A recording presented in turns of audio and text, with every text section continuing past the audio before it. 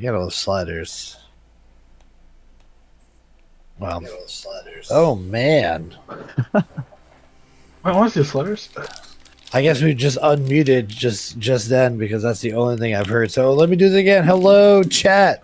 Hello, everybody. I am Vader the Mad, your DM for tonight. I'm saying this again because I'm assuming we were muted. But hello. I don't know what you're talking Welcome to about. Sunday night. Random Storms. We're professionals over here. We don't make mistakes. The mistakes are on you. Well, again, I asked my players, how are we doing tonight? About 3 pounds later. All right. That's disturbing. We're good over here. Good. I almost took a nap. Listen, I was in the bathroom. I thought about napping. I was like, yeah. God, that's a serious. You That's just some burst serious something. duty. So yesterday was Olive Garden. I told you guys the pre-story before Olive Garden. But it was unlimited postables, man. Unlimited postables. Oh my God. Yeah, well, we've all been there. They just made it impossible to resist, didn't they? Oh, I was thinking that exact same thing, but I had a mouthful of slider, and I was just like, I got this when I'm done chewing. Oh my God. Everybody takes 1d4 psychic damage. I don't know. Mouthful slider is gonna be my new favorite phrase for a while. 4 points of psychic damage to everybody for the impossible to resist pun. Resic is Thanks, unconscious.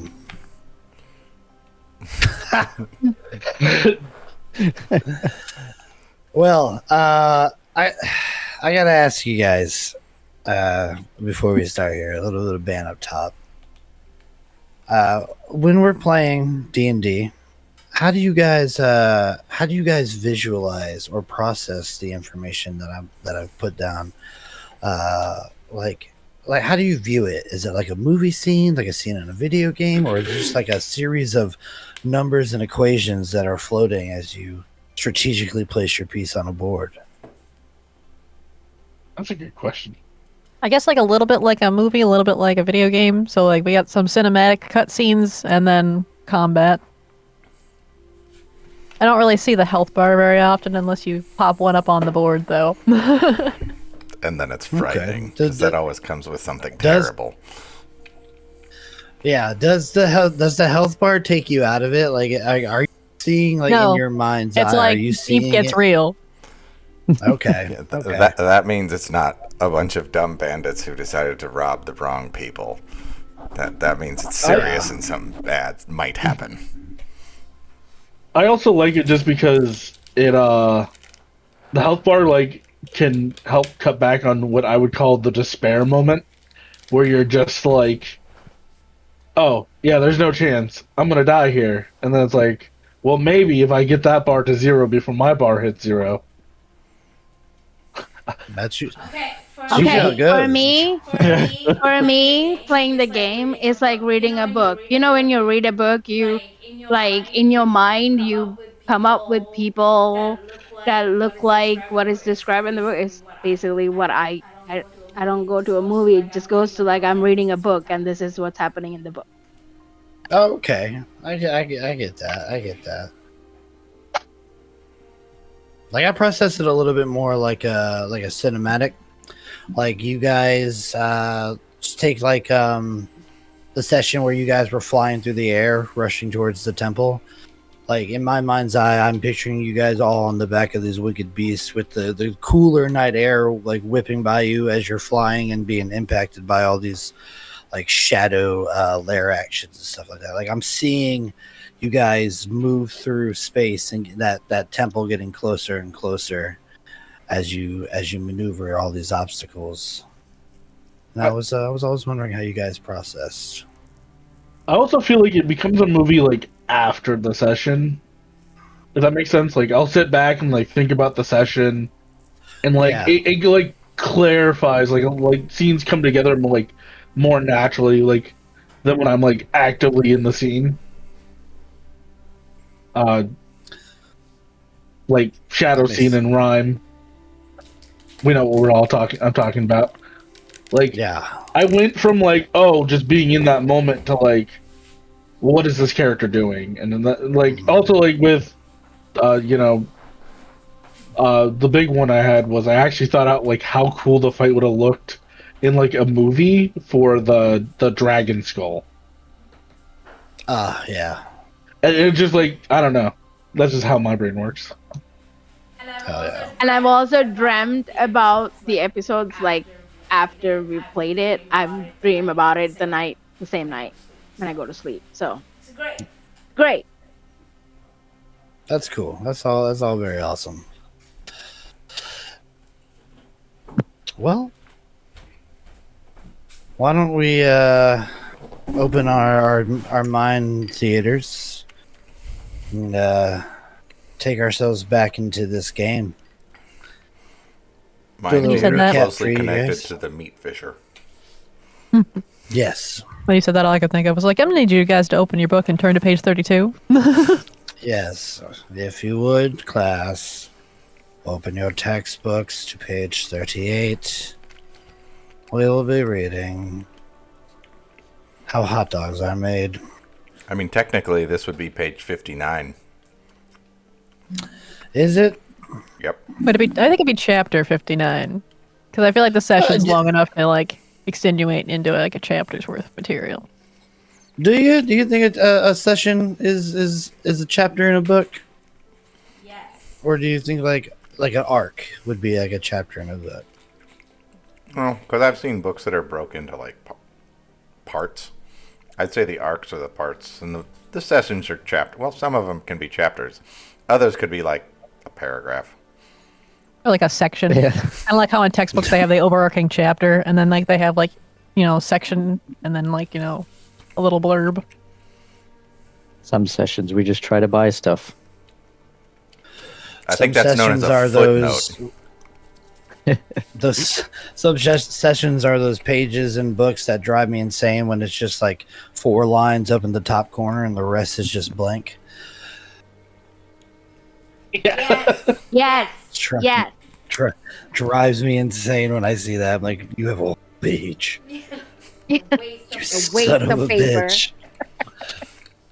I paid $60 for this book. You better use the whole damn thing. College Anyway, textbooks are way more than that now. $60. Yeah. You got some cheap ass textbooks. Science Shut major, your major, mouth. you get fucked by some of those book prices. Speaking of books I bought recently, Apothecary Diaries. Ooh. The light novels or the manga? I got the manga. I'm gonna get the light novels too one day, but the light novels are like $20, and I'm like, I have already seen and read these. I don't need them that bad. Chuck hasn't graduated past the pictures yet, so he needs some. I need the pixies. All right, well, how about a recap from last time, gang? So last time, Solanir and the aspect of Dendar had been defeated and taken into chains to pay for his slight against the Terraclaw tribe and the Old Gods. His sentence was death. However, you guys secured a stay of execution, hoping that you could use this as an opportunity to get one over on Ifran, and after some rest, you were sent back towards Noanar's hold through a teleportation through plants spell. As you walked through the portal in Chult, you were thrust from warm, damp jungle weather to the shivering cold of the north, a few days' travel to the west of your destination. Traveling through the moors, you spotted a floating castle hovering above the moors, yet decided to stay focused on the task at hand. You traveled over the marshlands, being briefly harassed by some highwaymen along the way. You secured some of their horses and expedited your journey east. This puts you in the right place at the right time as you guys came across farmland being assaulted by a hill giant, some ogres, and a couple of bugbears. You made quick work of the raid, and you saved the family that lived there. And that is where we left off. At this time, a small group of town guard now arrive in response to the attack. See, some of these people are are Tamerlane's men. And you kind of give them a brief of what went down before continuing your way. The smell of fires sting pungently in the cool evening air as you ride your horses into town. You feel their muscles suddenly tense as they instinctually slow their pace as you come across a large bonfire that erupts into a shower of sparks just outside of town.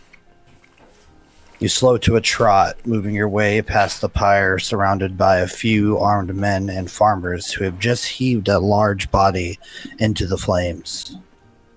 You hear the sizzle of skin as the corpse of a troll is thrown on top of the crackling logs.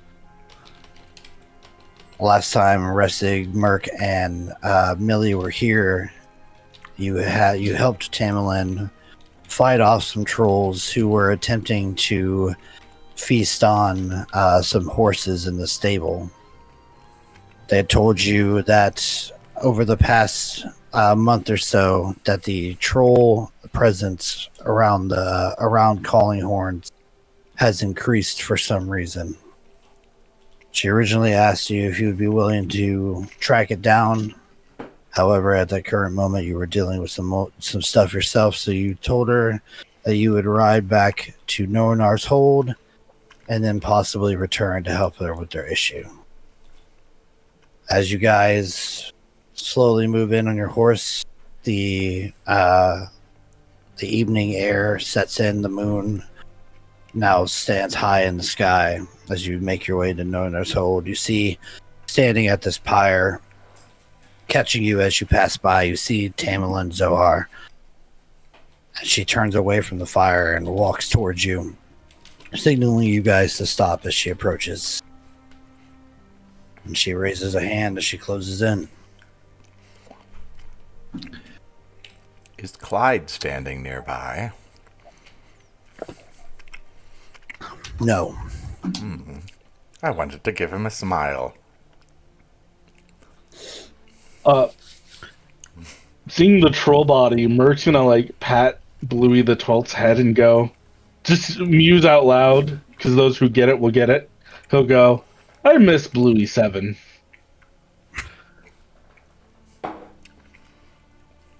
You guys eventually come up to Tamerlane. She puts her hand on one of the horses' necks, walking up to one of you who are familiar to her. Well, I expect you to come from the east, not the west. You guys look like hell. You could say we got a bit turned around. It's been busy. What's it been, like a week? Week and a half? Hasn't been long. Said been about a couple weeks since I last saw you. I was hoping you'd come back sooner. But I guess later is better than not at all. As you see here, we're still dealing with the trolls. Oh, since the three of you last left, we've had 2 more of these incidents in town. First one of these buggers we were able to chase off. It was after the livestock, but after we brought him back into town, trying to keep him a little closer to the buildings, well, this one here, and she points to the one that's burning, an arm sticking out of the pyre, slowly roasting. This one here broke into a house and attacked a family. Killed the old man and the son that lived there. A couple other farmers took some deadly hits as well before we were able to subdue it.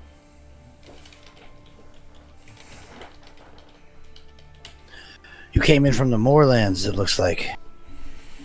Did you see anything strange out there? Any large holes or anything? My scouts have, Go ahead. You mean that thing in the sky? So there is something out there. We've heard rumors. A couple of people have gone out, said there's a strange cloud formation hovering above the moors. as well as a number of large holes that seem to have been dug in the mud. Large footprints around each hole. Haven't found what belongs to those footprints, though.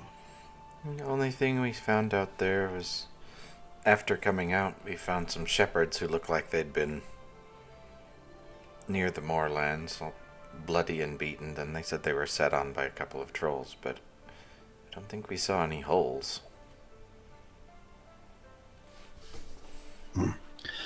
Well, a couple of my guys that I've sent out there have spotted a number of these holes. Like I said, they've checked around them. It's almost as if something's digging for something out there.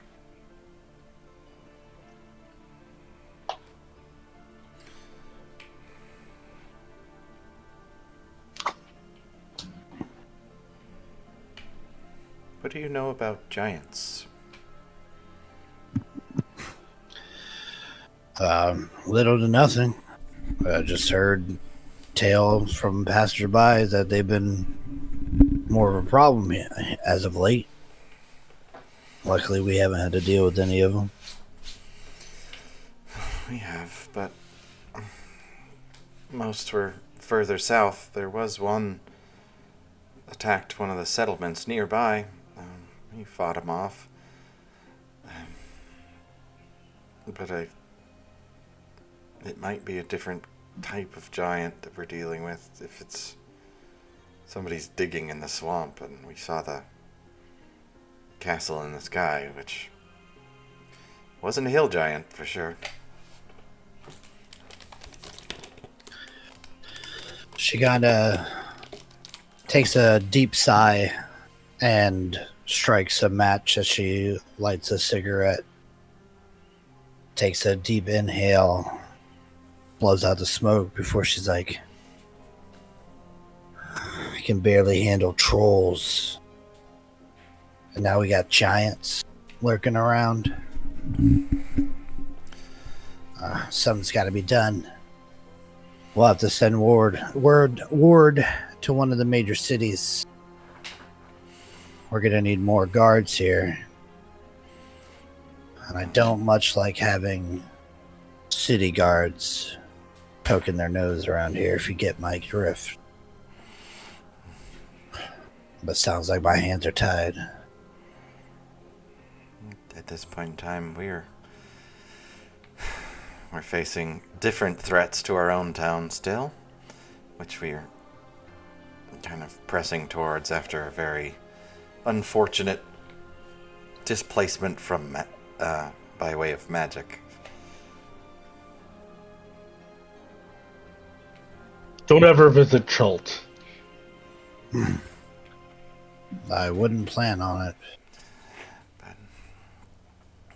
Yeah, I apologize. I hate to dump our problems on you.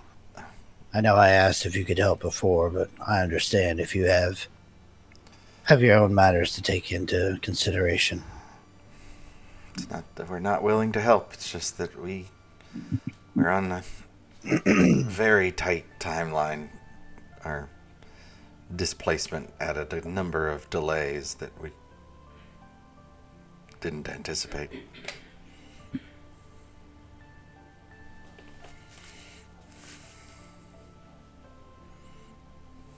Nobody came here from Noanar's hold while we were gone, did they?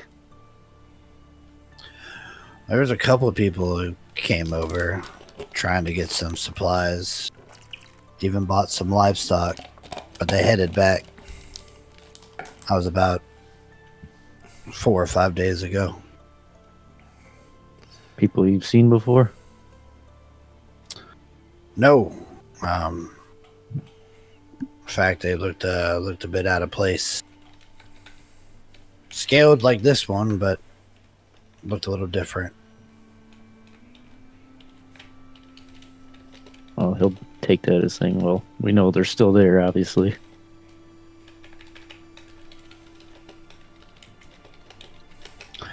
Yeah, matter of fact, they had one that looked kind of akin to you. She hasn't met you yet, Zurag, but you're obviously wearing like insignia and stuff of your that are at least similar to the clan.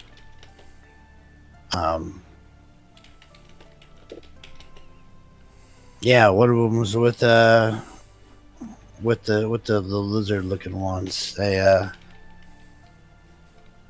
seem to be traveling together. Like I said, bought some supplies, some livestock. I actually sent them back with our blacksmith. He had a commission for you guys, and seeing as you hadn't returned back, he was gonna go deliver it himself. He hasn't been back yet.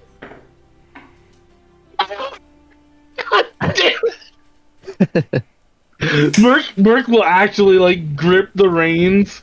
You just hear, God damn it! Careful now, you just had a spat. You might want to talk like that.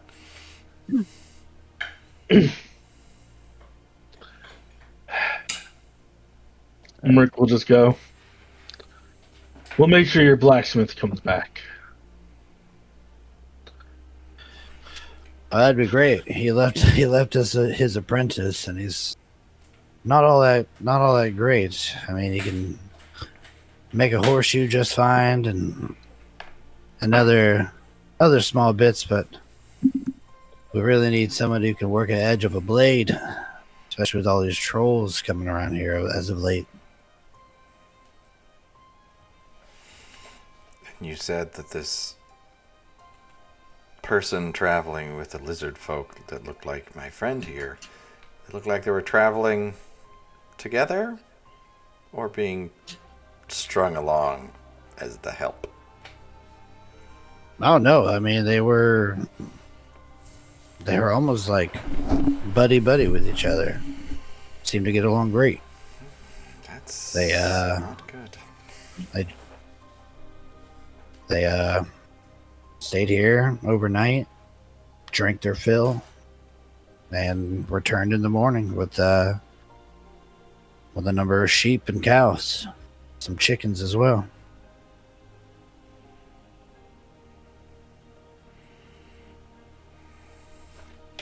Remind me again. It's like late. It's late into the evening at this point in time, right?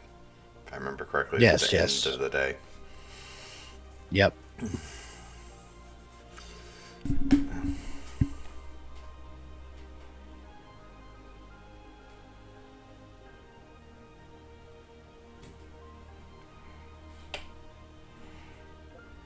don't know about the rest of my companions here, but it's been a very long day, and I think we need to get a bit of rest, but we haven't forgotten about our promise for aid. We just have priority at the moment to deal with. I mean, I understand. Yeah, but is there a way I could twist your arm on this? I don't know how many trolls are going to be attacking next time. We've already lost a few lives here. I'm not trying to lose any more. I mean, I could really use you now. I could make it worth your while somehow. Several lives hang in the balance on both sides of the decisions we make. But we can discuss it. What kind of timeline? That's our main issue. Do we have was it a whole day travel to get to Noanar's hold? Yeah. We'll just put us there at the end of day 4 of a week. Day 3 of the week. So we have Merc will speak up if he can. He'll go, I might have an idea that could work. He'll look over at Wrestling. Do you think you, Adelaide, and Zerak could stay here? Help guard against any attacks? Me and Millie will go speak with Ifran. And if Ifran leaves and Adelaide still has the collar on, what good does that do us? I mean, I'm not gonna lie to him. I'll inform him what's going on, and if it becomes a problem, we will deal with it then. He'll go. He'll go. I'll need a bag of holding, because I'll need the money in case we go. I have to go that route.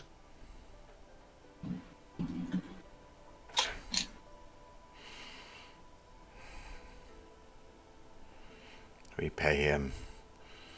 He owns us. And the town is his. Merc will kind of lift him, like, not an eyebrow because he doesn't have hair.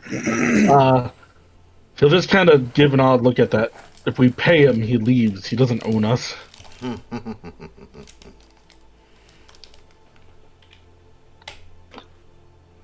Cute.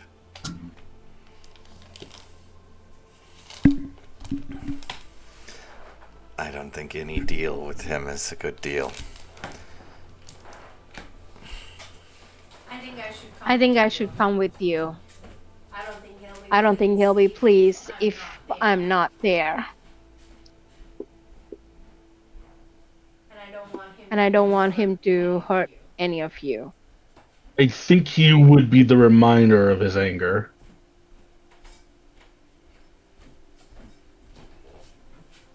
Like I said, if he wants to make a big deal out of it, it's one more day. We'll ride. We'll find a way to reach you.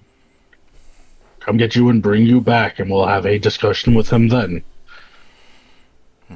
But that way, I forget her name. Effectively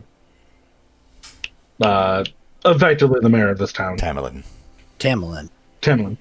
You know, that way Miss Tamerlane has protections, and someone who can use healing magic is here.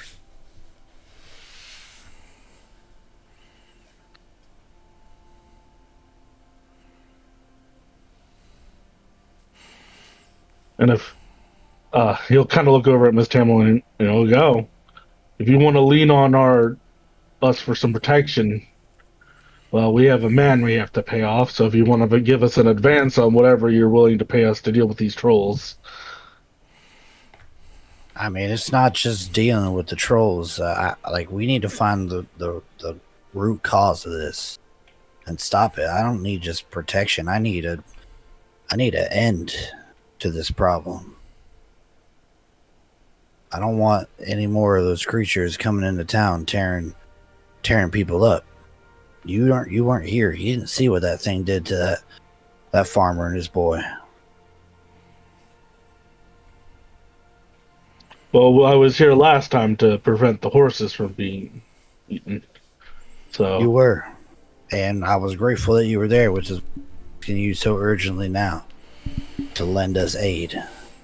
I understand if you have business elsewhere, but perhaps what you were saying is correct. I mean, you seem capable. I've seen what 3 of you could do. Maybe 3 of you is all it takes. It would be 2. But something is happening in the moor, and we need to find out. Millie will reach her hand over and kind of pat Zurg on the back. This one here has got the power of a few of us. He's kind of our ace. As he coughs a little bit and part of his brain comes out. Sure. But at the same time, though, Sure, left frontal cortex. if you go to try and make a deal with Ifran, I don't think he's going to take the amount of money we have. We don't have enough based on what he says he's owed. And then you have to ride back here to get us. It's just wasted time. We can't help in the moors until we deal with the problem we have. All of us deal with the problem. I'll remain quiet. I'll be as quiet as a mouse. You don't have to worry about me. I'll stay nice and peaceful and quiet. My But I'm not concern was staying more they are attacked while we are dealing with our problems. I think it's just wasted time. Well, I'm I'm so willing to glad help that in the me moors. and my people here are nothing but a waste of No. time to you. That's not what I mean. The person that we're That's what you dealing said. with, the person we're dealing with in Noanar's hold, is ruthless, greedy, and doesn't give a shit about anything but himself and money. But if what she says is true, it sounds like my people could possibly be here. And not only that, but they're getting along. And that's an even bigger concern. Well, maybe if we go back and deal with that, we could have his people help, and we could solve the problem faster. Exactly. What are 2 or 3 of us in town gonna do while you guys run off to Noanar's hold? Prevents any attacks on the town. She needs help in the moors, not in the town. We can't go to You the can moors. hold off. 2 or 3 of us can't go to the moors and solve the problem. 2 of So you us could can't buy go to time for us to bring Noanar's people hold back. and solve the problem. I don't think splitting up is the concern. I believe 2 of us can go to Noanar's hold and solve the problem. And I believe that 3 of us here will keep this problem from getting worse. You don't have to go into the moors. Keep the town safe. We will be back. One way or the other. Was it full day's travel or half day's travel? Full days. I'm willing to stay here and help them. But if you come running back here because he doesn't like the solution you bring to him, don't say I didn't warn you. I'm happy to help wherever I'm needed. And apparently it's not Noanar's hold.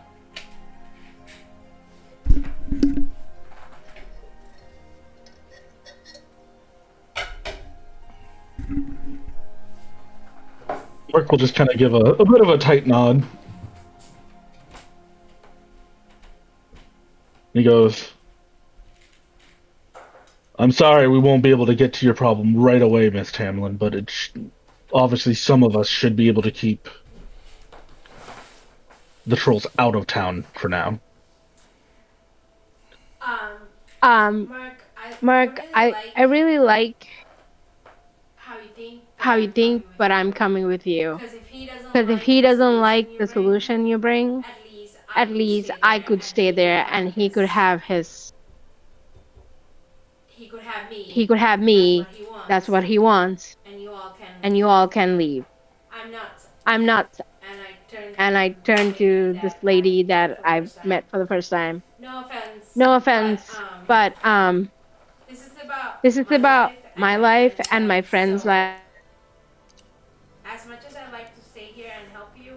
So as much as I like to stay here and help you, it's my problem. I gotta go deal with it. And she will wait, is it nighttime? Yeah. I'll be staying in the Yes. town. She would go to wherever. She'll just go out for a walk. Okay. Tamlin, Tent. I will stay here. I will be a sword and shield at your side whenever the trolls come. But until we resolve the problem in Noanar's hold, we won't be able to resolve the problem in the moors. But I can at least help defend the town. Scream at you. Sorry. You 2 are echoing, Adelaide and Nessig. Your mic's not muted. What? I don't think your mic is your mic muted? Yep. It's muted? Yes. Is it still echoing? Sorry, I just got a DM from my brother who's watching. Everybody say hi, Six. Hello. Hello, brother. Hi. The cream, the crop Hey, Luke. always rises to the top. But is there still an echoing problem on the stream? Please let me know. I'm the one who needs to fix it. If there is.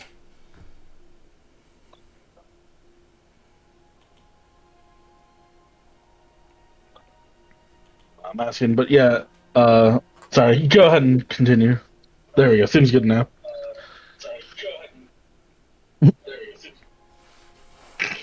I hear myself echo on somebody's else. That was just me checking as well. Why isn't it?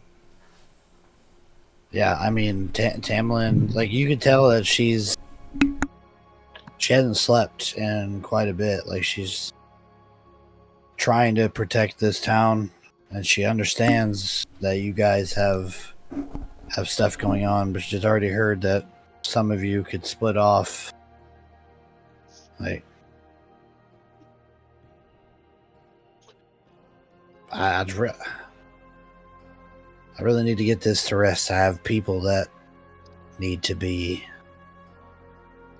protected, and they're all scared right now. I don't mean to butt in on y'all's business. I understand you're adventurers. You got different things to care about over strangers.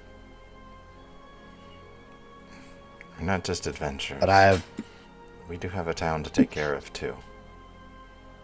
And the people who are relying on us.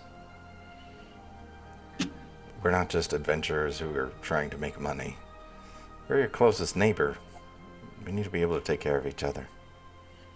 But it's just that's why I'm asking you to. That's why I'm asking you now to help me take care of my town. It took every bit of my manpower to take down that one troll. Yeah, if you're here, great. If another one attacks, but what if 2? What if 3? What if 4? If they come at us from different areas in the town, from the moors, then I don't know what we'll do. We'll lose more than we'll protect. That's for damn sure. I need to give them answers. I owe them that.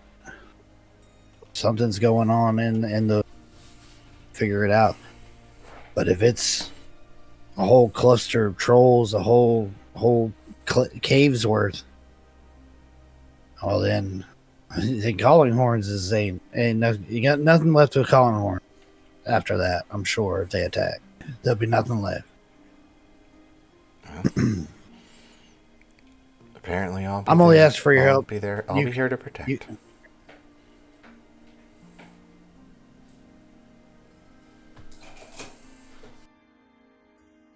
I'll put my hand on Rissig's shoulder and say, I'll be here too. If your friend does something stupid, they need you. Your people there will need you. You shouldn't be alone.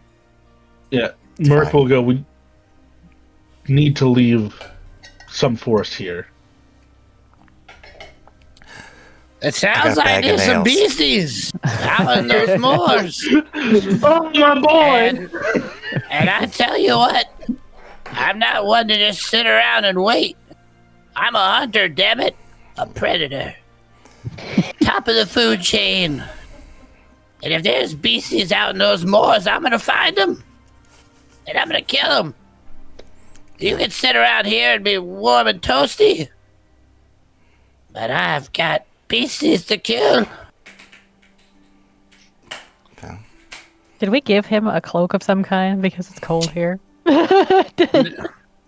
No, you didn't consider it. He's furry. I wasn't here last session. It's not my fault. Everybody else put on these warm jackets, and I'm out here. Look at these nips. We cut diamonds with these.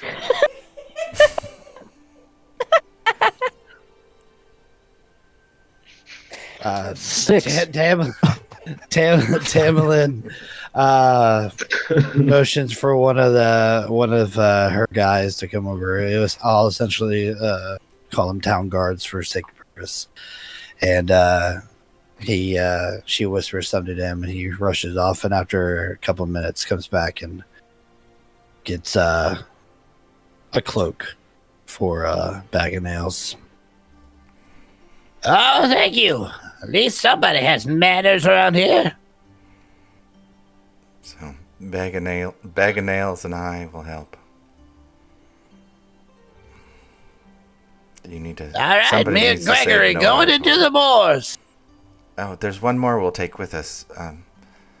There's a guard around here. He is absolutely helpful, bag of nails. His name is Clyde. And he looks like this. And he describes what he looks like. He will be instrumental in helping you. That's the one that Vresic clutched. Oh, yeah. Tamlin kind of swallows hard. Clyde didn't make it. Well, Millie, we And got you can somebody see we need by to the bring back to fire- life. All right, let's go. You can see by the fire that there are like a couple of like bodies covered in like tarps, essentially.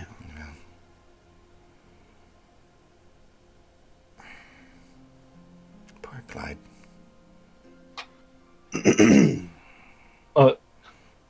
Merc is going to ask, on similar line, not necessarily anything to do with this Clyde. Do you know the usual tricks to dealing with trolls, or We're talking about burning them. That's kind of what we're doing here. But it's hard. They don't go down easy. Look, I won't twist your arm any more than I already have. You know you're welcome here to stay the night if you got to travel out in the morning. It's dangerous to go out there in the dark. So why don't you just sleep on it? Get up with me in the morning.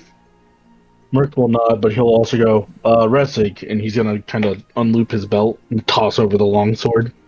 Swap with me.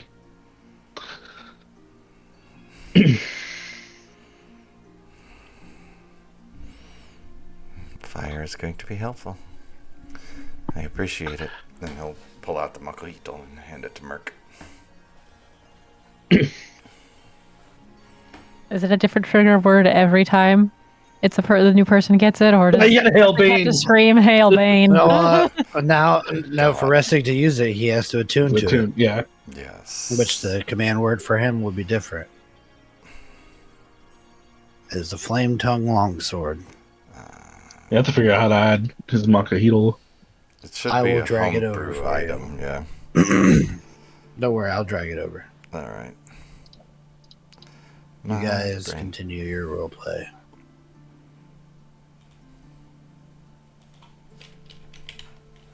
Merc will go. We rest early, we can ride out early. Try to make this quick.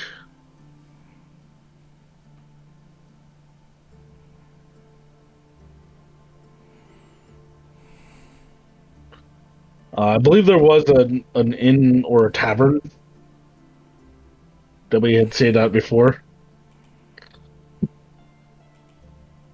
Yes, yeah, she set you up with rooms in the inn. Yeah, we'll head that way. Merc will appreciate the broken window from his last visit. Cause he Supermaned out a window.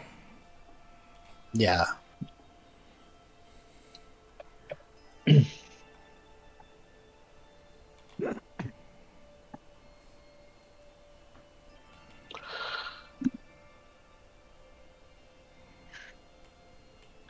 You guys can take whatever arrangement of rooms you would like. There's not one for each, for each of you to have a separate one, but you can bunk up, or you can, split it 3 ways, or you can try to grab one. If you grab one altogether, it might be tight, but it will offer you privacy as a group to talk with each other. Let's say we just get 2, but we go chat in one. That works. If So there's Tamlin anything to will, talk about, go ahead. she'll see you to your rooms, bid you good night, and she states that she'll talk to you in the morning. And she leaves you guys to have your own conversation.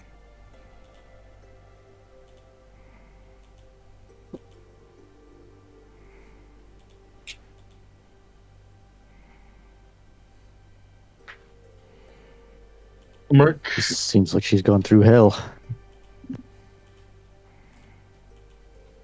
yeah. Seeing as they're going to be our only trading partner for the hold foreseeable nearby, future. that's it's not good.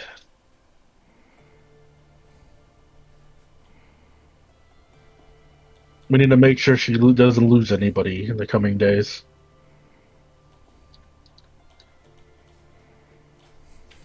Seems like their morale is holding on by a thread. I'll do what I can. I don't think you should stay here alone. Bag of Nails is here, man. Is he in the room with us? No, he did not go inside with y'all. That old bastard almost took all of us out. I don't see it being any other way that's possible. Adelaide won't stay. Zureg can't stay. Why can't Zarek stay? If something happens, better he be there than here. Ifran is a member of the Zentrum. He's not going to attack me, another member of the Zentrum, without cause, and I don't intend to give him one. Well, Zureg's people are there. Who's going to convince them that Ifran is a problem? I don't need to convince them if there's a problem if I can either convince him to go save his brother or pay him off. Still think it best that Zureg go. It doesn't, in my opinion, do us a lot of good to convince him that he's a problem until after he's out of our hair, because if they start something amongst themselves, it's just going to be a big headache for us. If they get along now, does that really bother us?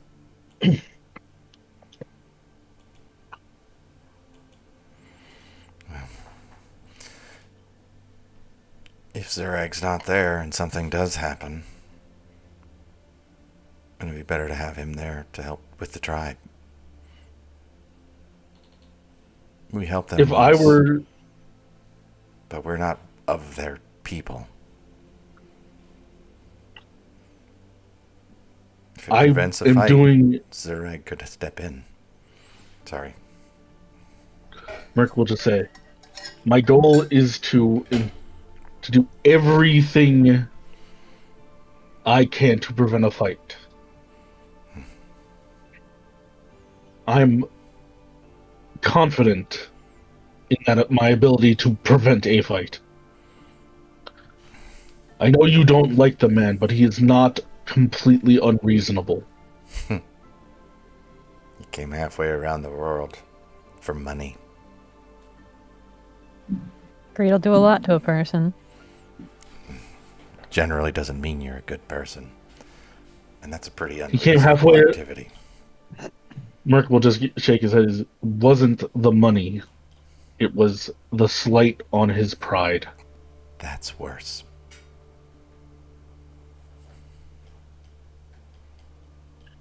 We also don't know if the Zentrum sent him play up somewhere nearby on any particular mission either.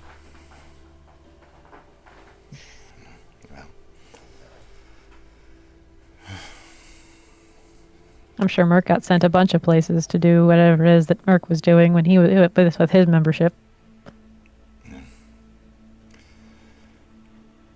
I'd advise, I though mostly I kept have big no wigs say to it. in it because I'm not going, but somebody should try and get a messenger to the tribe. If we do go different ways, I think it would be advisable for us to have some way to contact each other. And she'll look over at Adelaide. Do you think that you could summon some sort of creature that could fly or move quickly between towns if need be to get the other party members? Yeah, I could. So as long as we each have one, we can send it knowing where it needs to go, and we can contact the other side. Well, Flying would be a lot faster than hoofing it on foot.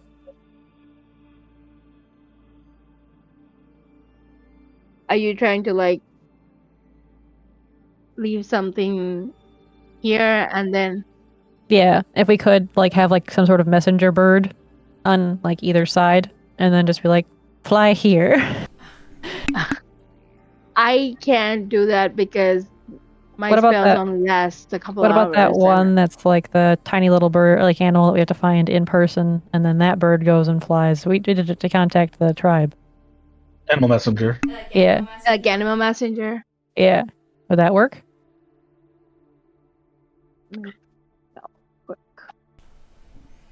Now I'm sitting here, I'm like, do druids learn sending? They do not. I know I was hoping it'd be Millie can know sending, but I don't think Millie took sending. Nope. I was hoping it would have been Rosnoz's spell book, and he doesn't have it either. Wait. Oh, shit. I bought a scroll. Was that in a separate thing? That was in a separate game. Good God. I was like, yeah, I bought a scroll of sending in Orcanis. For a That very was split second, I was like, don't we have like a stone of Yeah. send, like a messenger stone? And then I was like, oh wait, nope, that's in rhyme. Unless, wait, Roz didn't have one, right? That we picked up? No, You did. those link to You- each other. Yeah.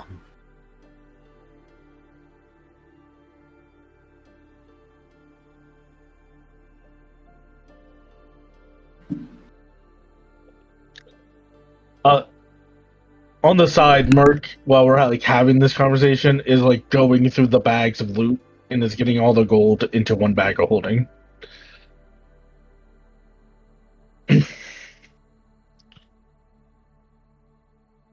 I don't think animal messenger will work because I could only cast it on one creature.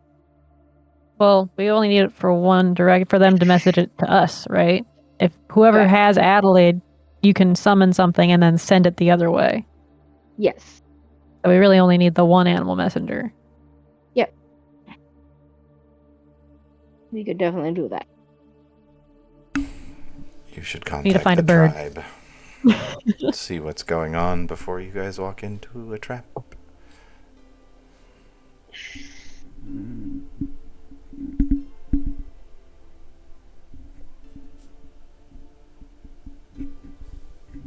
He didn't have any beef with my people, and they're doing fine there.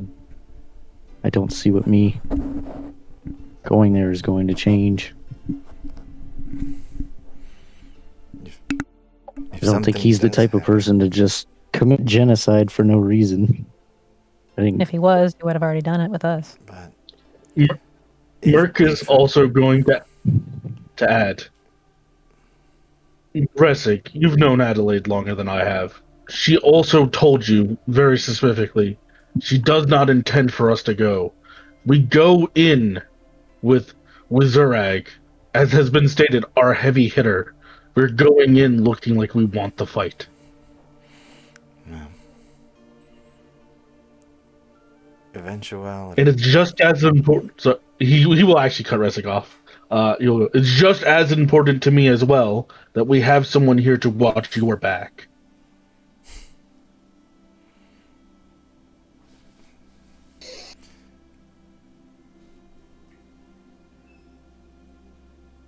I wouldn't trust Ifran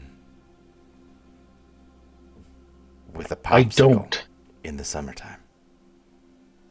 He will not like anything brought to him if it's not exactly what he asked for.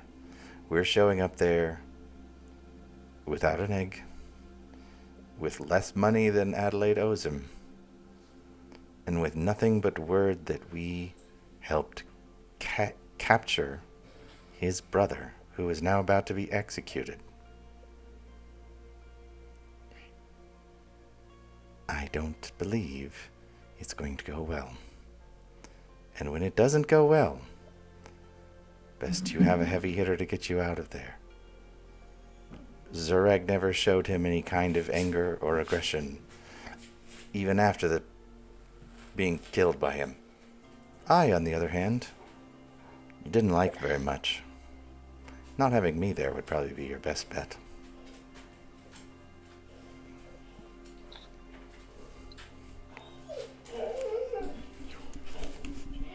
Mark will go. If he wants his money, if he wants anything, he is not going to start a fight. Let's make sure this town is protected. As Tamlin said, another one of my points I'll make here is, if they hit the east gate and the west gate at the same time, you can't be in both places. People here will die.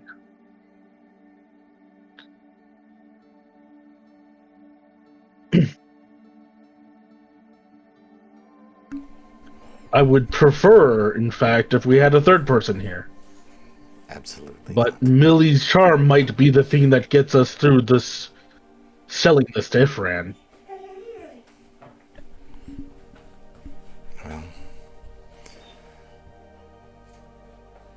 Well, I've said it. I'll stay here. It's up to you. I can't convince anyone to stay here or go. It's the choices you want to make.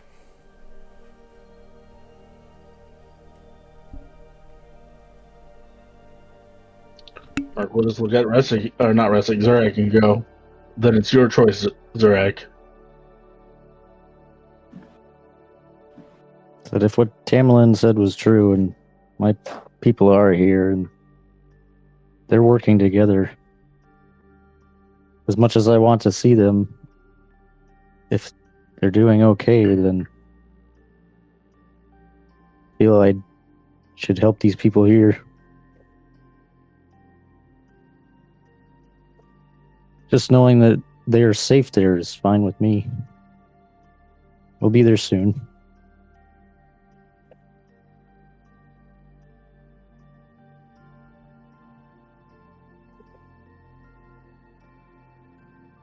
Well, I can't object to having somebody at my side, but I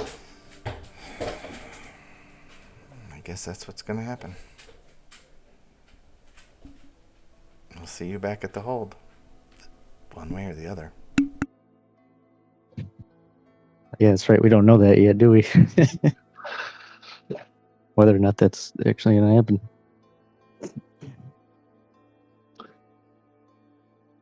Merc will have finished loading the bag of holding. He'll go. How are we splitting the rooms, boys and girls? You're fine. It's stuffy inside anyway. 2 and 2 and 2 and 2 and 2, and then I'll find a place.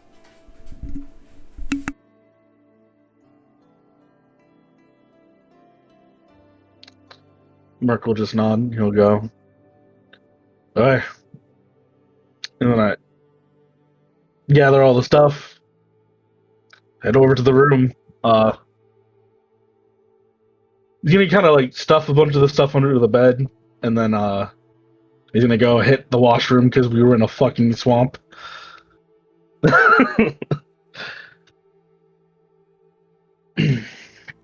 You're a black dragonborn. You love swamps. Love swamps. Hates the smell.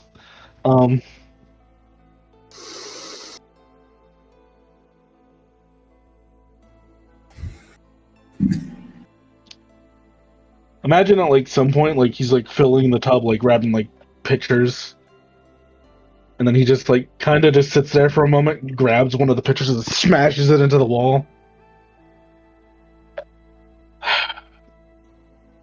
Reaches in his pocket, puts 2 gold on a counter,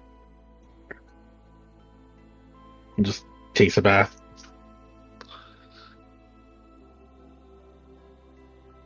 While we're waiting for Merc to finish up in the bath, Millie will start her rounds, checking everybody out. How's everybody feeling? Anybody healing? Zureg, I think we need to start with you, buddy. I didn't think I was that beat up, honestly. Did you say your brain was dripping out of your skull? That was just a joke. I'm not actually really hurt.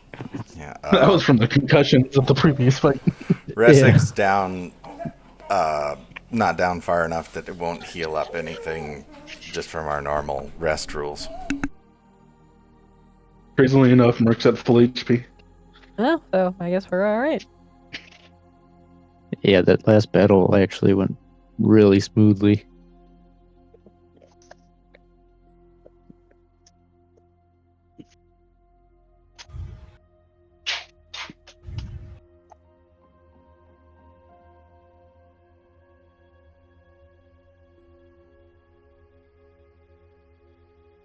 Anything else we're gonna do?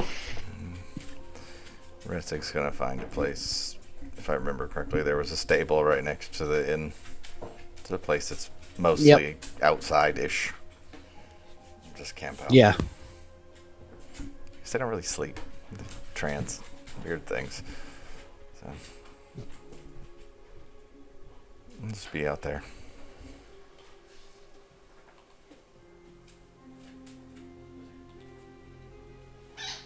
What's everybody else doing?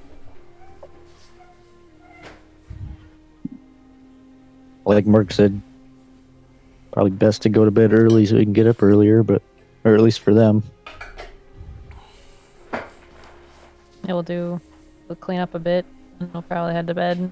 Millie might go down into the get something to like drink or something, kind of clear her head.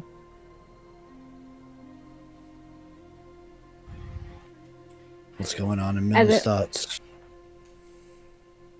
Well, she's worried about what's going to happen with Ifran. She's worried about what happened when we were in Cholt. And obviously she found out about, what's going on with her. Like I said, there might be some way to contact her family. So she's just kind of thinking about, like, basically making, like, a mental, like, to-do list. And, like, what might entail, or, like, we might need to talk about when we go to talk to Ifran. We obviously have to, offer him some money. We got to tell him about his brother and try to find some way to convince him to let Adelaide go.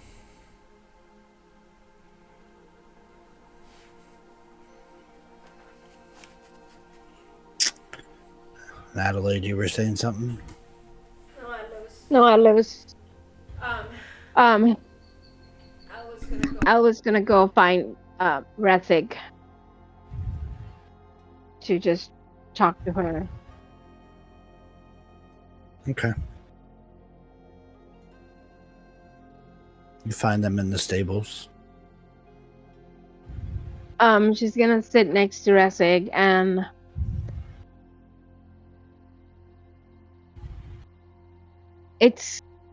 don't be upset. It will all work out fine. I don't like leaving you here by yourself. But I need to be there. If something happens, then they can at least have me. And they have something to leave with him.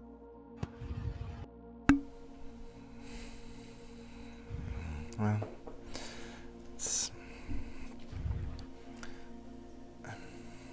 we'll see what happens. I'm not going to say I'm not upset. Definitely don't want to be left behind. And you shouldn't give yourself up to him and sacrifice yourself for the rest of us.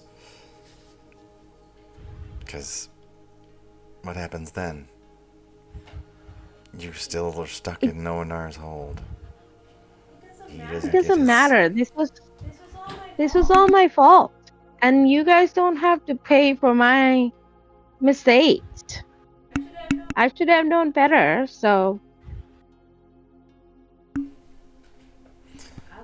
I will face the consequences. I am what he wants, and then I would rather you guys realize that and let me go. This would be so easy.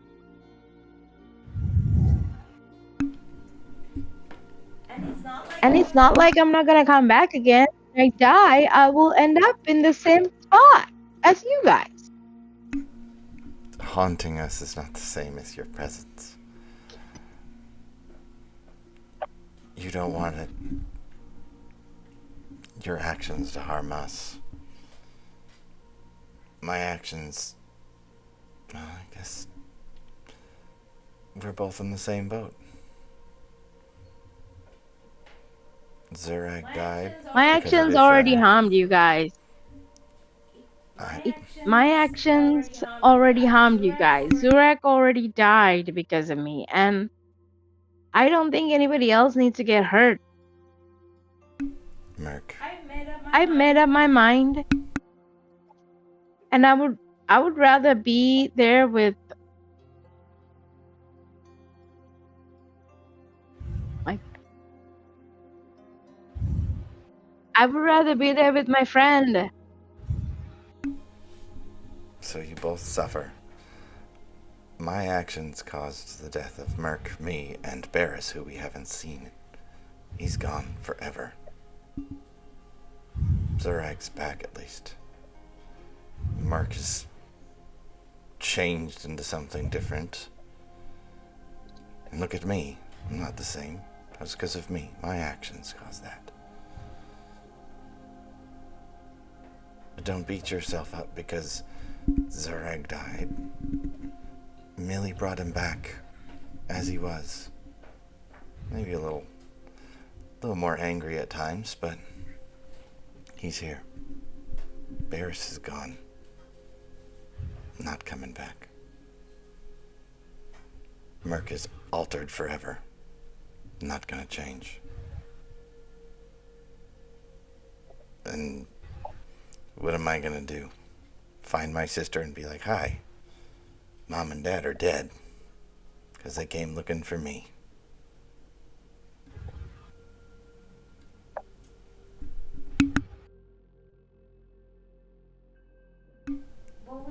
Well, we've all done things that we regret. That doesn't mean I want you guys to suffer because of one stupid mistake I made. We're still your friends. I know, I just don't want my friends to get hurt because of me.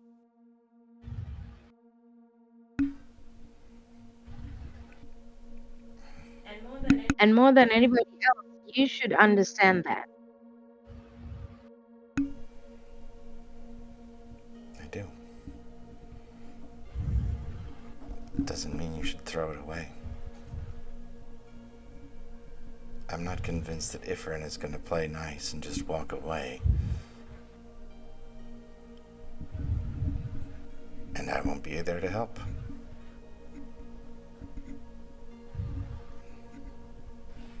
So what happens then?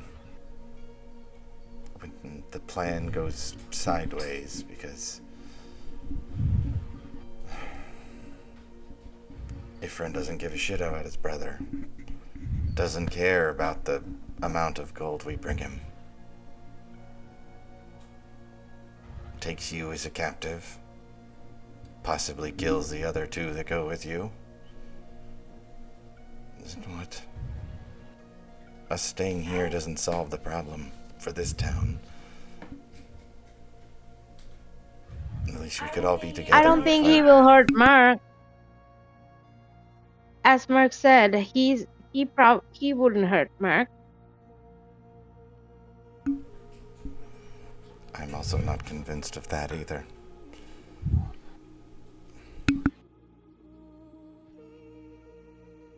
Anyway.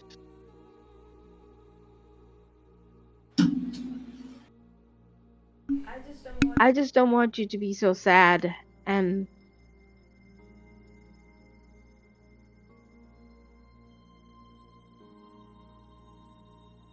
overthink it.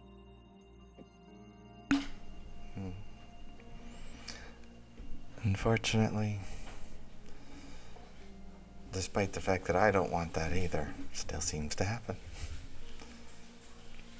At least Sir Eggs... At least I'll have help. Even though I think it's better if he goes with you. I don't even know what the two of us will do to help. At least there he might be able to do something to solve this whole problem.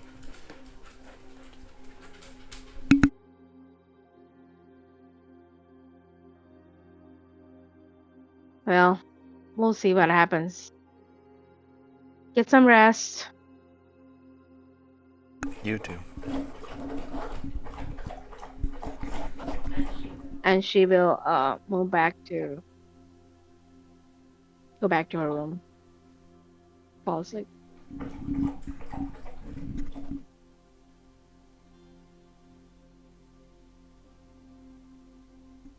Laying in bed, staring up at the ceiling, Merc's gonna go, Zarag.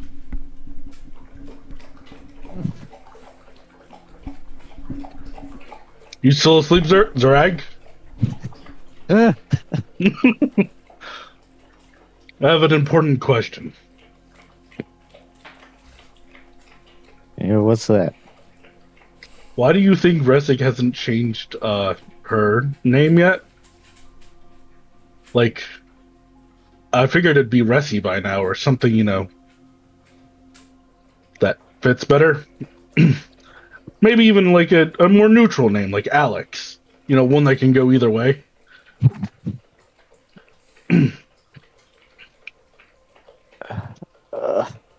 Perhaps they don't want to lose their old identity.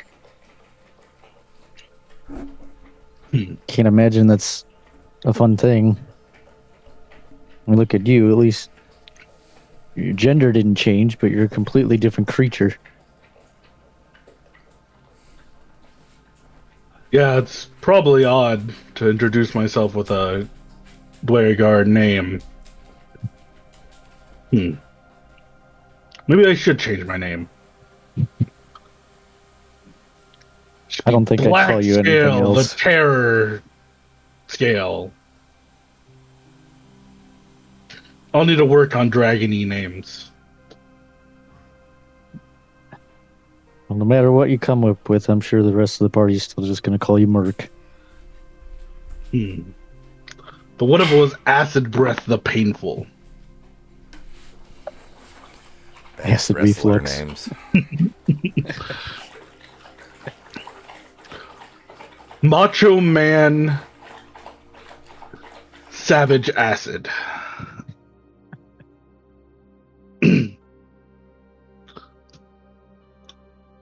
Macho Man Sandy Ravage. But Mercy's gonna do that thing where that, like, when you're like as a kid, you would try to go to bed and you'd be like in the same room as like a sleepover, and like the one person just keeps like they'll like start a conversation for 5 minutes, stop for like a minute, and you start to go to sleep, and then they start another question. Drake will probably humor him for a while, but I mean, what even are birds? I don't think they're real. how can my feet smell if they don't have a nose? Merkins Durag die in their sleep.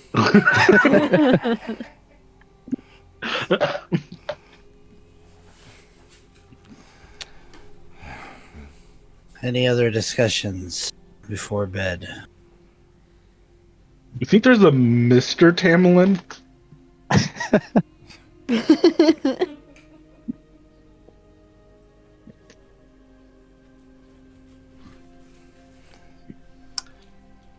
Take that as a no. Important. All right, well, then you all eventually fall asleep. Ressig in the stables, surrounded by horses and hay, And one Bluey. and one Bluey. I probably won't sleep too much because I'm sitting there trying to keep a small weasel away from Bluey. Yep. Merc Beatrice is and trying to fuck that little Zurag. bastard up. Merc and Zurag sharing one room. Millie and Adelaide sharing the other. You all fall asleep. And Merc, as you drift into slumber, you begin to dream. The coldness of the still room washes away, and you can feel the sun beating down on you once again as you are moving through the thicket of the jungle. You push palm fronds out of your way, step over fallen trees, swat at numerous jungle bugs that swarm around you, buzzing incessantly around your eyes. And you walk as if you have purpose, as if you're being guided by something. Yet what that is remains to be seen. As you walk through the bright jungle, you can hear the calls of birds and other monkeys and other animals start to take on a chorus-like effect. The sounds repeating and sounding similar, getting so merged that eventually it sounds like one source. And the source goes from beautiful and ethereal to dark and foreboding. And as you hear a voice call out to you, you suddenly stop as the entire jungle canopy shakes. Come to me. Thunder appears in the sky. Flashes of lightning. Wind whips up. You hear the voice once again. Come to me. You step forward. Heavy boots sink into the mud. Water begins to rise up around you. Begins to bubble up from the muck at your feet. Suddenly the water takes on more of an oil type viscosity, and then more of that of like tar. And as you walk, you find yourself standing at the edge of a tar pit, bubbling and steaming with hot liquid. A bubble bursts in front of you as it grows large. Kneel. Before you can even move, a strand of tar shoots out from the pit, wraps around your neck and your arms, and drags you down to your knees as the lake begins to bubble and your scales begin to burn. And then you wake up.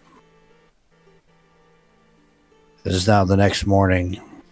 You may all take a long rest. That's fun.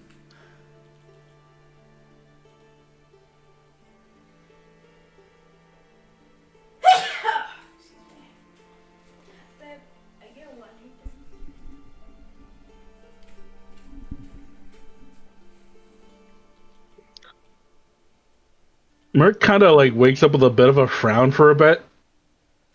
So he's like trying to figure out, is this a Bane dream or is this another being? Then he'll just eventually shake his head. He doesn't have time for this right now. He kind of thinks for a bit, and then he'll shake his head again and just fully commit. Starts to grab the bags. We'll kind of go over to the girls' room and knock on the door.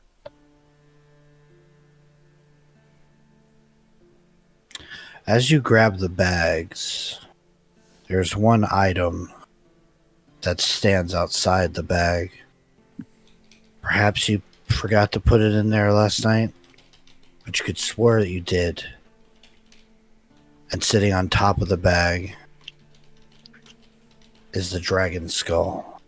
Ooh. And as you look at it, trying to figure out if you just forgot to put it in the bag or you put it here, you don't remember setting it on top of these bags for certain. But you just hear that sound, that voice resonating, echoing in the back of your mind. There's a moment where you feel a pressure on your chest, ever so slightly, but it makes a couple of breaths hard to be inhaled. But then it goes away suddenly.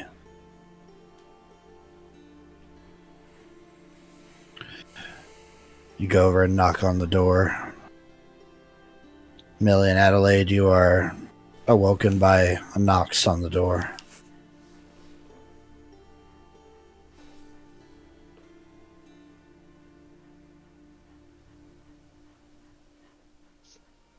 They're dead. Bag service. Adelaide will wake up. Every dog in my house is losing their minds, by the way. Are they really? Yeah, I don't know if you guys heard the bang at least. No. I punched the desk a bunch to see if I could get a bang.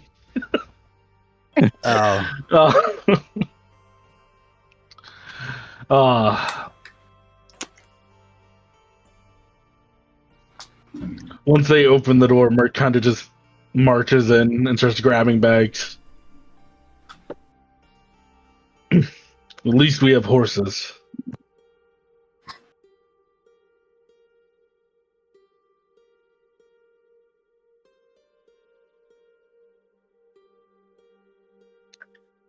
Their silence hurts him.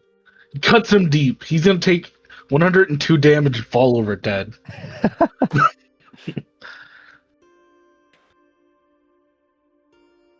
But he'll start to load everything up to go. Adelaide will help. That sounded very begrudging. Merc will go. While we ride well, we should be there with enough time for how Grimace and say audience. I mean, I hope so.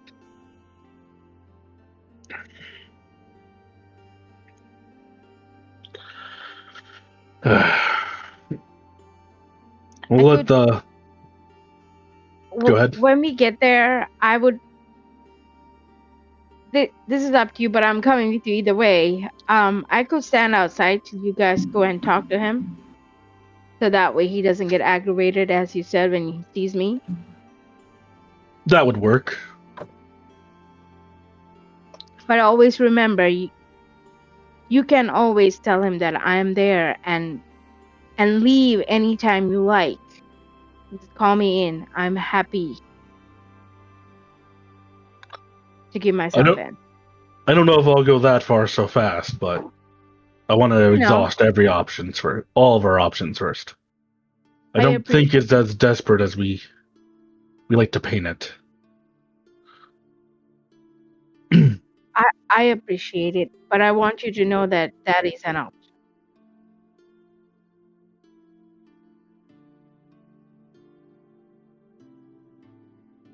Merc will just nod and he'll go. Let's try to remain optimistic, eh?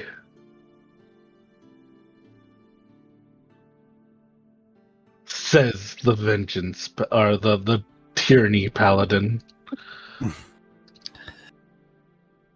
You say let's remain optimistic as you open the doors to the stables to get your horses ready. Your horses and Bluey. And you find Ressig.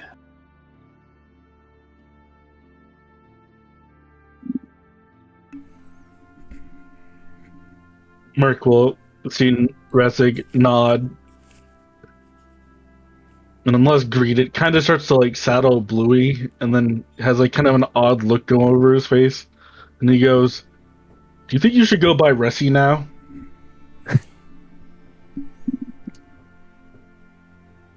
I never thought Ignore about me. it. I never thought about it. Muck. Yeah, but it doesn't have enough dragony of a flair to it. Like Muck Wingspan, you think would work? I mean, you seem to like jumping around in the swamps. Maybe Muck Diver? You could, like, build things out of random little trinkets and break into places. Build bombs out of a toilet paper tube and some toothpaste and a lighter. Well, then I would have to Your change. Your mind went to a PG thing. My mind automatically went to Muff Diver. That was where my mind originally went, but I did not feel like that was Oh, needed to be Jesus elaborated on the Christ. stream. Thank you, Vader. Well, Well, that's 100% what Bag of Nails would call you.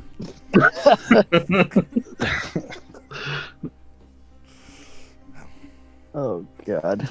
keep him safe. Don't do anything stupid.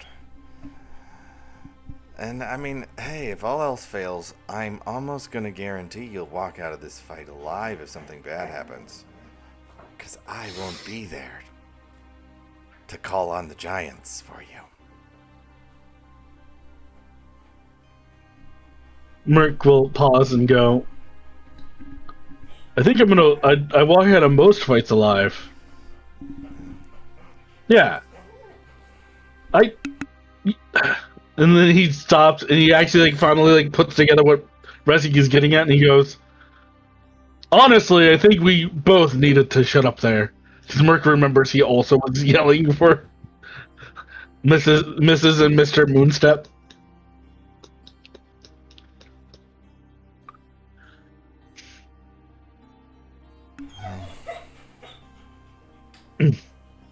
Keep Zurag clothed. And he pats Resik on the shoulder and hops up on Bluey. Don't worry. I'll do my best to make sure that happens. Nobody needs to see Chult comfortable Zurag up here. The shrink factor Who said it was should be comfortable? amazingly uncomfortable. Really, they should Zurag. just call him Zurag Thunderclap, because holy shit, after spending that much time in Jolt, the clapping never stops. I hear it in my sleep. And he runs so much. He's always running into battle. It just makes it so much worse. Well, it made it clap, clap, clap, clap, clap, clap, clap, and then a scream, which was even worse. You just see Adelaide just shake her head, grab her horse, and just walk out the barn. Oh my god. She's like, oh my god, these guys. Rascal chuckle a little bit. Pat Merc on the I back. hope Zurag's not there. Just don't die. Don't let anyone else die. And don't let her give herself up. Merc will go, don't worry about it. Everything's gonna go great. And he rides out. He's never tempted fate once in his life. Trust me, I'm a doctor. Crock of shit. Merc's like riding out, and he like looks over and he goes, where did I get this flag from? And throws it. Merc puts on his red shirt. Yeah, he puts on his red shirt. He's waving his red flag. So, who is staying behind in Calling Horns, and who is going to Noanar's hold? Zurag's staying behind with Resig, I believe. Mm-hmm. 'Cause Okay. Do you guys get up with Tamerlane before you separate, or are you guys splitting off beforehand? I think Merc would trust the others to kind of tell Tamlin what happened, what's going on. He wants to make good time. Okay.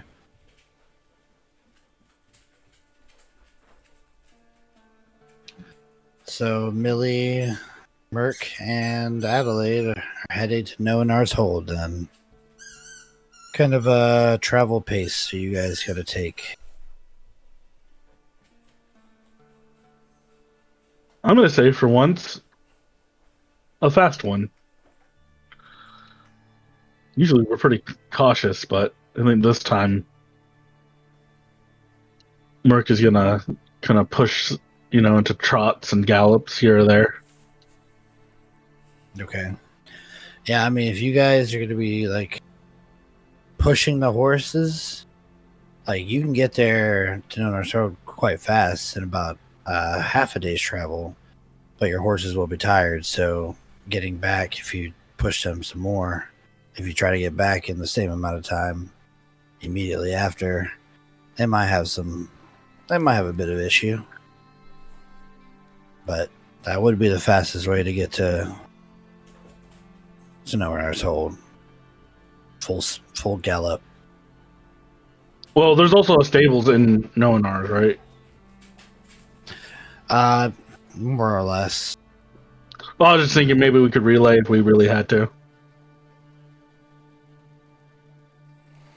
I believe those were more in the But, frame of draft horses than riding horses. Well, once everything goes right, I mean, it's not like we're going to be in a rush to get back. I thought I was the one who'd been smoking a friggin' joint.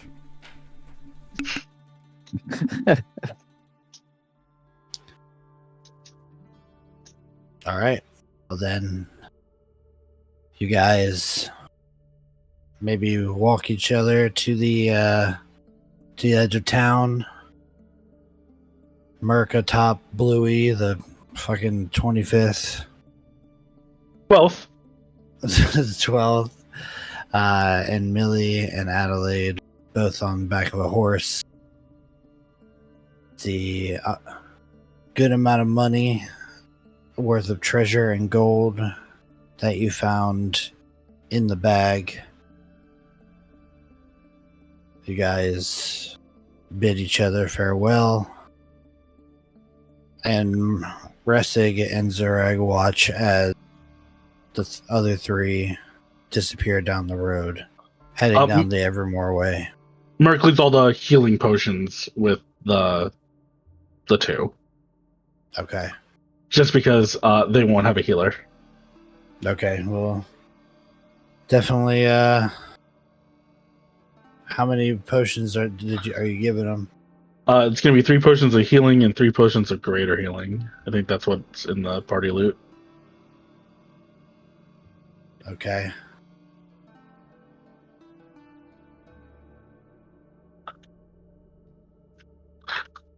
One diamond worth of 1 revivifies. Zureg ate the first one. It's not even a full diamond. There's not. You guys do not have enough diamond to do a revive. I know. I just like our note on it. Zureg ate the first one. Okay. Well, the three of you. Zureg for the potion split. I'll take 2 of the lessers and 1 of the greaters, and you take 1 of the lesser and 2 of the greater. All right. Just for the sake of ease. Because I do have Make sure that's in your inventory and remove it from the party loot. I do have a way to heal myself, but it's at least something. Yeah.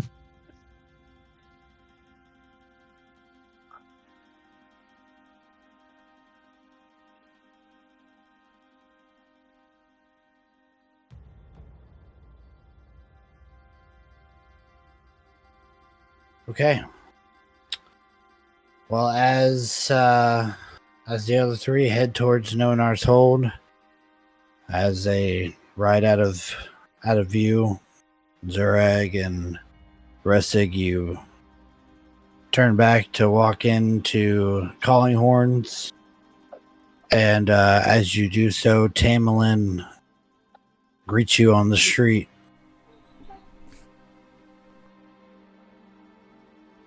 Well, good morning. I see the other three are going to take care of business in Noanar's. I appreciate you staying. I apologize for what I said last night. I didn't mean to. Your people would be a waste of time. No, It's been. I understand. I understand. I'm just. We're both in tough positions. I get it. We got people to look out for.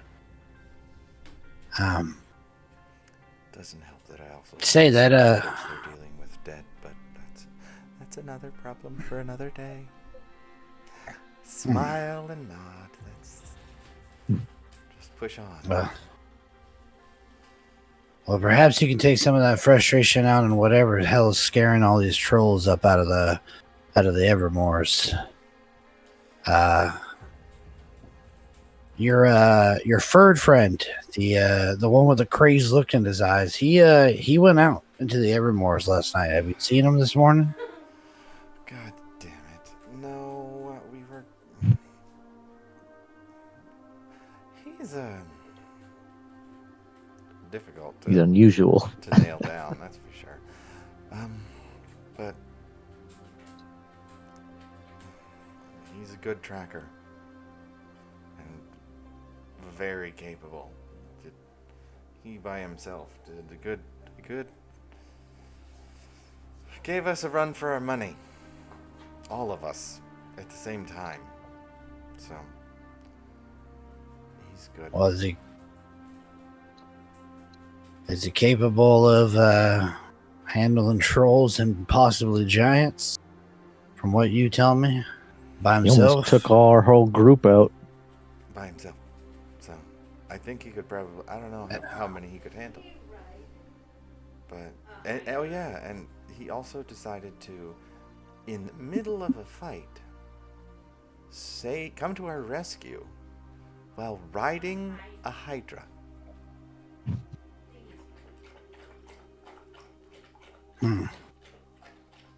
Rodeo style. Well, I mean, perhaps he's brave or crazy, but yeah, I don't know if you want to just leave him alone up there.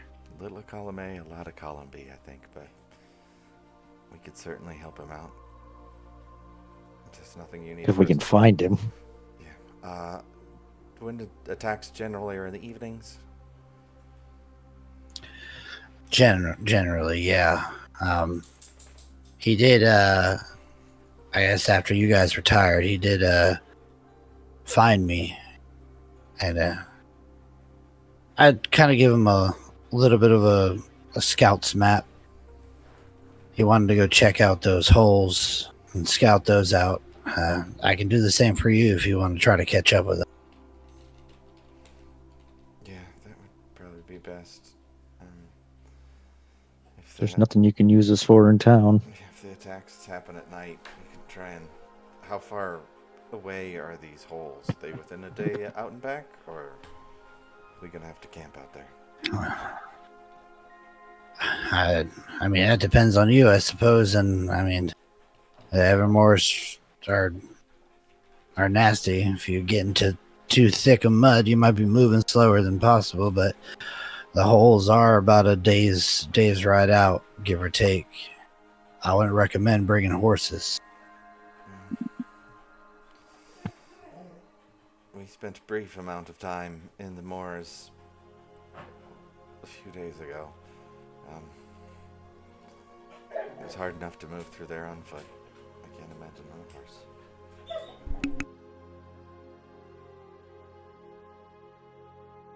Well, if there's anything I can do to assist you, if you need some provisions or something like that, you let me know. We're kind of short stock on things around here as of right now, but the faster we can get this thing handled, the better I'll feel about opening up the roads. I think we're pretty set on supplies. That map would definitely be helpful. And we're both pretty capable in the woods. Granted, never been in the Evermoors for more than a couple hours. We were there a few days ago, but we've survived swamps. So. She takes a moment and she goes over to like a table outside of her home and unfurls what look to be like quickly drawn maps, and she duplicates one real quick, rolls it up and hands it to you guys.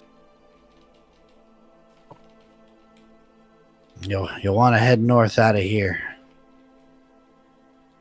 It's pretty much a straight shot, but like I said, the muck might lead your path a certain way unless you want to power through the thick parts. Just be careful. Thank you. Just appreciate it. This is a long shot, but do you by chance have, neither of us are very, as you can imagine, magically inclined, a means of contacting you while we're out, if we find something, or if we see something that we need to warn you about that's coming your way? She thinks for a moment. She's like, I could give you a flare. That way you could let us know trouble's coming. I got two. One that just lets out smoke and one that actually flies into the air. I guess if trouble's coming this way, you shoot the one up in the air. Or if you need help, you just burn the other one. Thank you.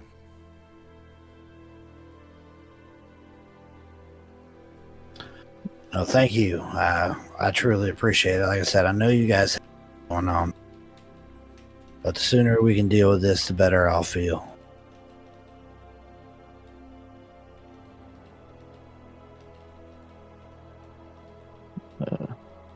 Do they always seem to come in the same direction? Yeah. From the north. I ride out of the Evermore. Again, I don't know where their path brings them from once they're in there. But I imagine the smell of livestock always brings them this way.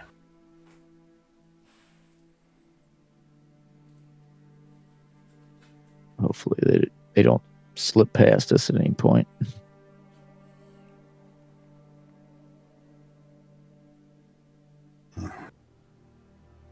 I hope not.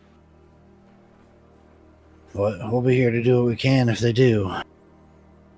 But that's what we're relying on you guys for. Hopefully that doesn't happen.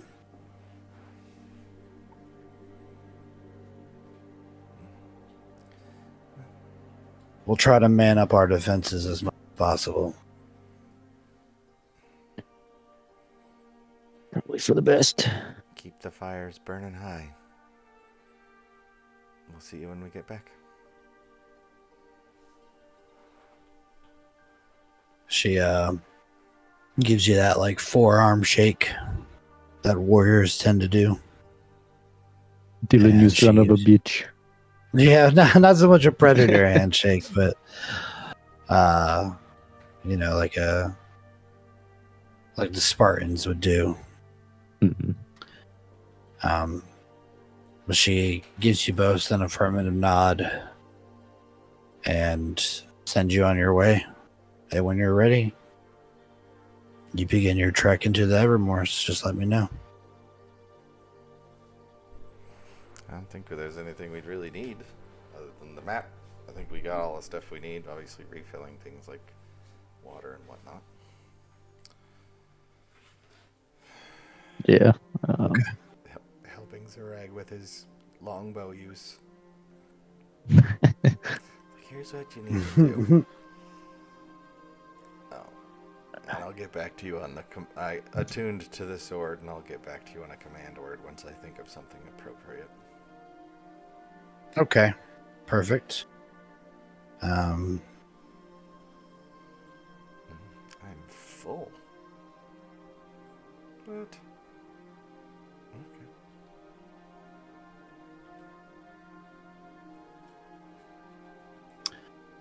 All right. So the two groups that are traveling, I need one person to roll me.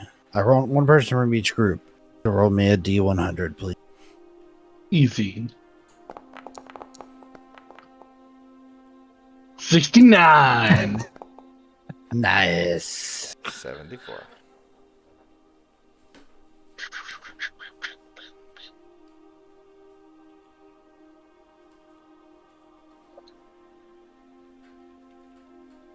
All right, and 74. Can manifest your rolls. Always manifest your rolls.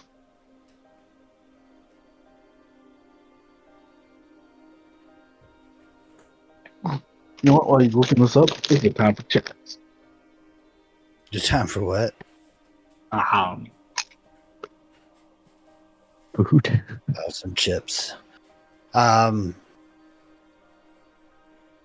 So you guys travel your separate ways. The horses and Bluey galloping hard as they rush their way across the hills of the Desserin area, traveling along the Evermore before banking south to head more towards Noanar's hold, while the other two travel north up into the Evermores. Your travel is uneventful for the most part. The roads seem to be open today. Snow has gathered on the trail, but the path still remains visible heading down the Evermore, whereas the path into the Evermores is a little bit more obfuscated by the snow.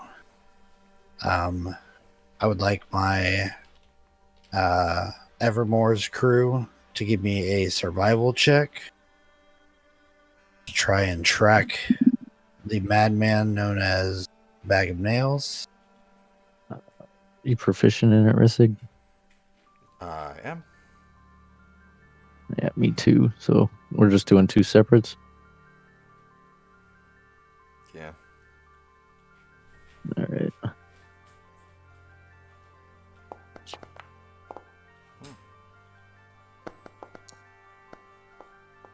Aw, That's 14 17 for Rissig. Zurich. Okay. So at first it's very difficult. You spend about an hour or two traversing your way through the frozen mud of the Evermores as the day goes on and some of the permafrost begins to thaw out. You find yourself coming across more difficult terrain. While you guys are in the Evermores, you will be under difficult terrain. But after about 2.5 hours, you start to see signs of fresher looking footprints along the path that your map tells you to take.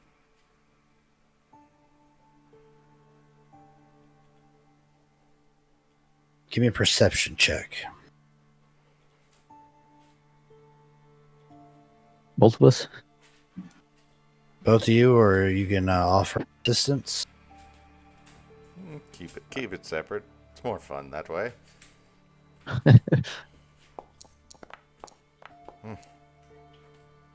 That's a 10 for Rissig. And an 8 for Zurich. And now we both get ambushed by Bag of Nails, and he kills us by accident in one hit. As you guys are trying to follow these footprints. It seems like they go forward for a few feet and then like they stop, and then you can see that some of them are a little bit more indented than others, as if Bag of Nails is backtracking on his own on his own path. And then you find like a fork, and a lot of it seems very nonsensical at first. So it takes you a little bit of time, and the afternoon begins to push on as you guys move in. A couple more hours pass. Sun is now as high in the sky as it is. Go ahead and roll me a weather check. Just give me a D20 roll, one of you. I did the D100, so you're up. No, D20. I know, but I mean, I did the D100 roll. Oh, okay. 7.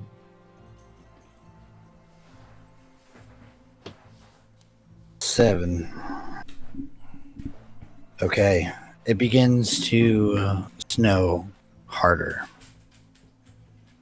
The gray hills of the Evermore, the bare trees begin to take on even more snow coverage,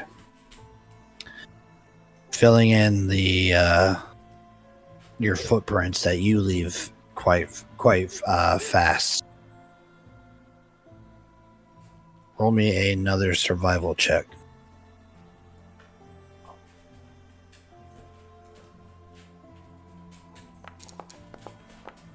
Hmm. 25 for Resic.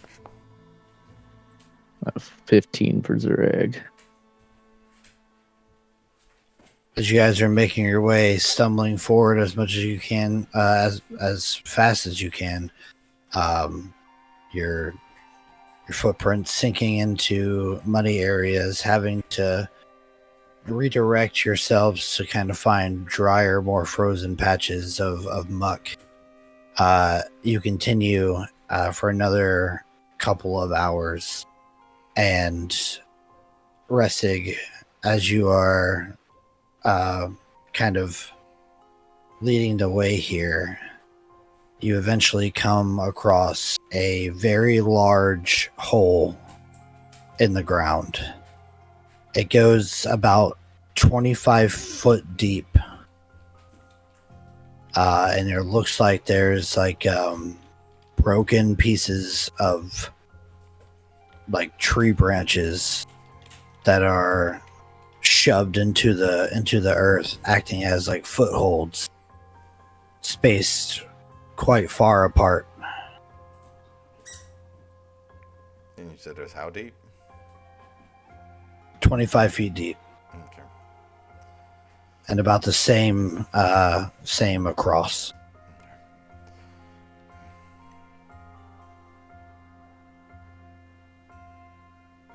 So do we see any, for lack of a better word, tool marks? Be they either very small, normal-sized tools to us, or a giant variety? Give me an investigation check. Oh, because we're both so good at that, I'm sure.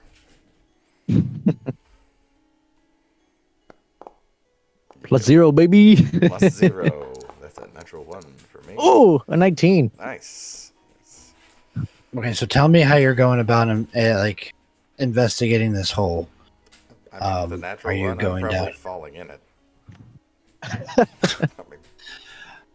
Going to look real close at it and just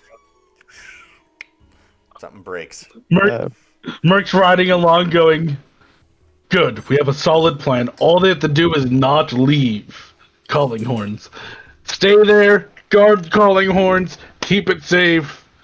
We'll get this done, be back, and we'll go wipe out some trolls. Everything will be good. Mark says that out loud. Really, be like, yeah, easy peasy lemon squeezy. We got this. And both of you at the same time just get a splitting headache. Meanwhile, Ressig is falling into the hole. Seems valid Restig's to me. feet are out of the hole, and it's just Zurak like screaming, trying to pull Restig back. Roll me a dexterity saving throw, Restig. I can do that.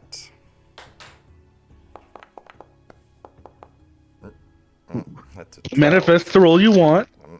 Manifesting ain't doing shit for me today.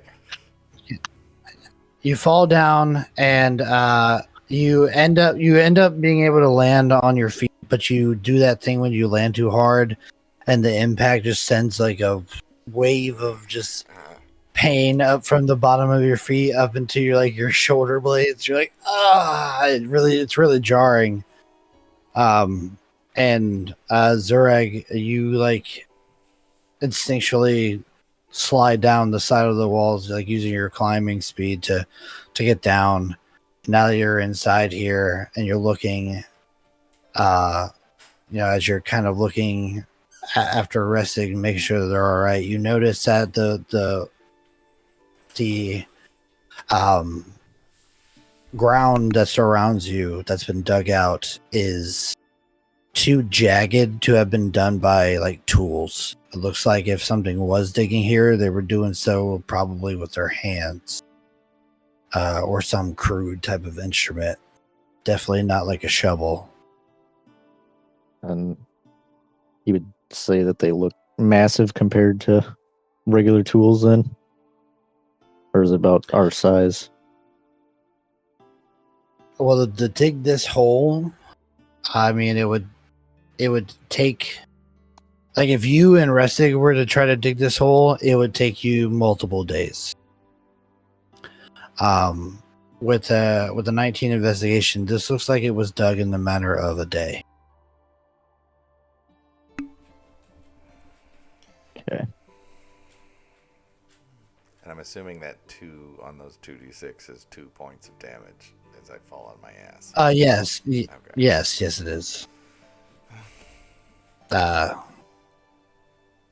guys hear from above you? What are you doing in the hole, you idiots? Bag of nails! Well, Looking for you, Dad. Merc Diver sent us into the woods to find you. Muff Diver? Yes, that's the one. Do you have a rope? Yeah, hold on. And there's like a long pause, where you can probably imagine that Bag of Nails like turned around. He's like, "What was I doing again?" Oh yeah, the rope. And then you just there's like an arcing of a rope tied to like a small rock, and it crunches down. He tied it to There you go. Did he tie it to You something? tug on it. You tug on it, and it seems sturdy. Okay. I'll climb up. Throw down a rope, an entire just spool Yeah, of that's rope what I was hits you thinking. in the Like, as face. soon as I said it, I was like, we're just going to get a coil of rope chucked at our forehead, aren't we? Figure it out. But he helps you to up onto the ledge. You know, the object of scouting is to make sure you're not seen. Don't make a presence where the beasties are making theirs. You're going to ruin the hunt. How about you lead the way then? We were just looking for you. Well, you found me. And I think this is where we need to be. Look. And he points, and like scattered in multiple different areas, like some 50 feet apart, some 30, some like 80 feet apart, are multiple holes. There's that one right there. Hasn't been fully dug. I imagine they'll be back, whatever it is. It will be waiting. Have you found anything else out here since you've been out here? Just this over here. And it brings you over to the hole that's partially dug. and all around it, you see there are two sets of footprints. There's and they're both very large. One of them seems to be more of like a barefoot, but clawed, really long and narrow. The other one seems to be quite like broad and booted. The treads of the boot print sink pretty far in. Now this one here looks like a beastie. You see the claws? Definitely something with razor sharp appendages to kill us. And then this one is a beastie with boots.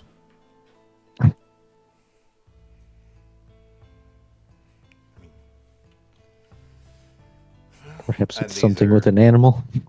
Like the clawed footprints, approximate like size, large, huge, etc. Large. Bear-esque size. Yeah. You can tell it. You can tell that they're bare, but you can tell that they have claws at the end of them. Yeah, I'm set up over here about 60 feet away. Are we waiting for them to start digging holes, or are we gonna try and draw their attention a bit more? Well, we don't know what it is, so we don't want to draw no attention. I imagine if they're gonna come back for the holes, we'll be here and hiding, and we can see what they're doing. Plan our attack from there. Okay. And I'll try and You ever done this before? find a hiding spot. No, can't say we have. You just see Ressig like picking up some of the wet earth and just like smearing it in their blonde hair to try and like darken the color. Going full predator mode. Just I've done this a time or two. I'm not that great at it, but we'll see. And I'm just like obscuring it. That's a great idea. And he picks up a big handful of mud and chucks it into Zurag's face before like doing a face first mud angel.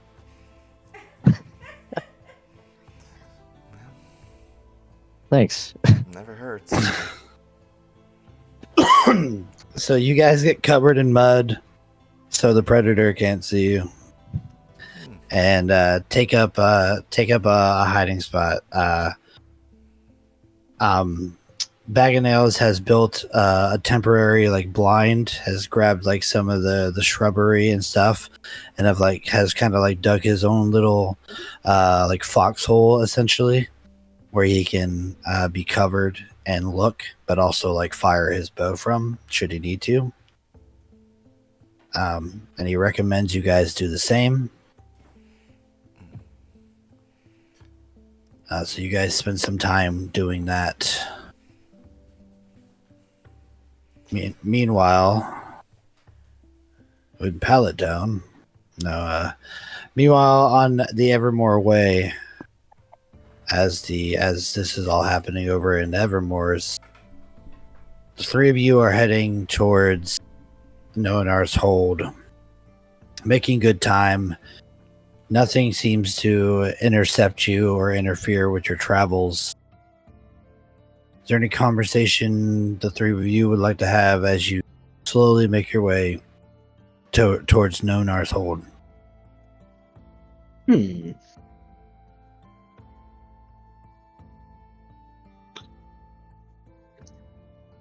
Merc, I guess, would kind of discuss. So, do we have a strong plan on what you're going to say, Millie?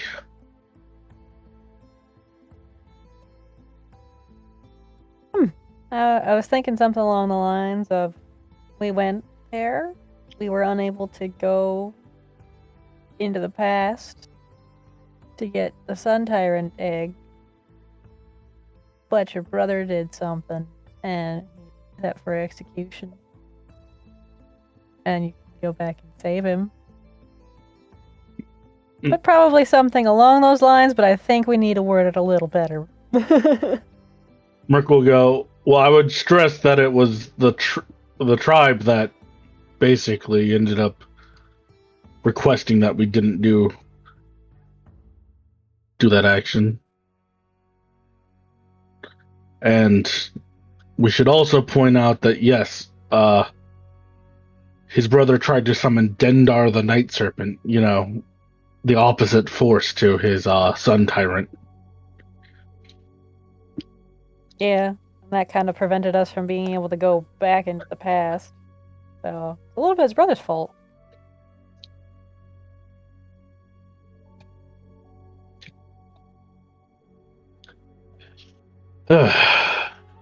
We have to make sure we word this in such a way, though, that he doesn't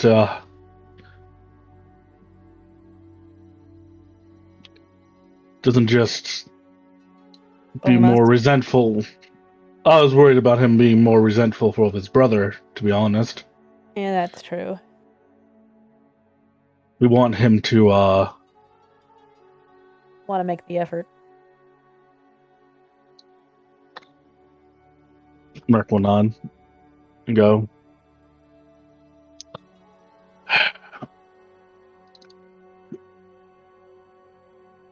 I think we should keep it as simple as we can. If he doesn't want to go for his brother, then we offer the money. We could just say, due to a cave-in, it was the path to get to the past was impossible.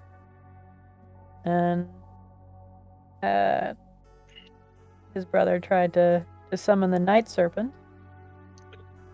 And is currently being detained. Also point out that we got the stay of execution for him. Right. Merc will just say, remember, last time we lied to this man, things went wrong. I don't intend to lie. I mean, There was a cave-in that prevented us from going. Merc will nod and just go. Caused by his brother. Yeah. Merc will just not. Again, he's just nodding along, and he'll just go, good.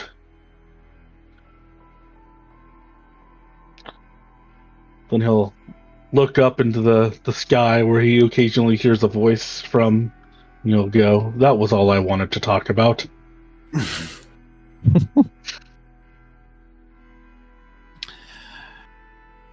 Okay. Did Adelaide have anything they wanted to talk about too that they're traveling with? Or are you just kind of riding in silence as you make your way closer towards Ifran? She would just say, I will stay outside as Merc. That way, as Merc said, that way, he won't get so angry when he sees me. So I will stay outside, but just signal me if you need help or for me to come in. If he requests, you will call you in, too. Sounds good. That sounds fine. I'll be right outside the tent. Sounds good. Glad thing we're not looking into any holes. That seems like that could be dangerous. You guys continue riding forth, and as the day draws on, make good time riding full speed. So it takes about half the day. Sun begins to set as it does earlier at this time of season. And you begin to see the signs of Noanar's hold in the immediate distance. Give me perception checks. All of us? The three of you, yep. I'm manifesting my roll now. That's a 6.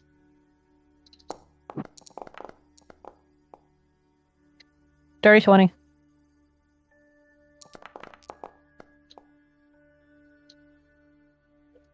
That's 11. as you guys are riding forward, you slow your pace just a bit as like the sounds of thunder seems to greet you from a distance from where Noanar's hold is. But you don't see any type of storm clouds or anything like that. And as you're slowing down to just like a steady trot, Millie, you can feel this before you hear it. But it sounds like there are heavy thuds smashing into the ground, sending tiny tremors outward. And then followed by the sounds of shouting. Multiple voices shouting. And as you get closer and you can see the majority of Noanar's hold, you see that there are a number of tents that have been erected that are different than the ones that Ifran's crew had erected.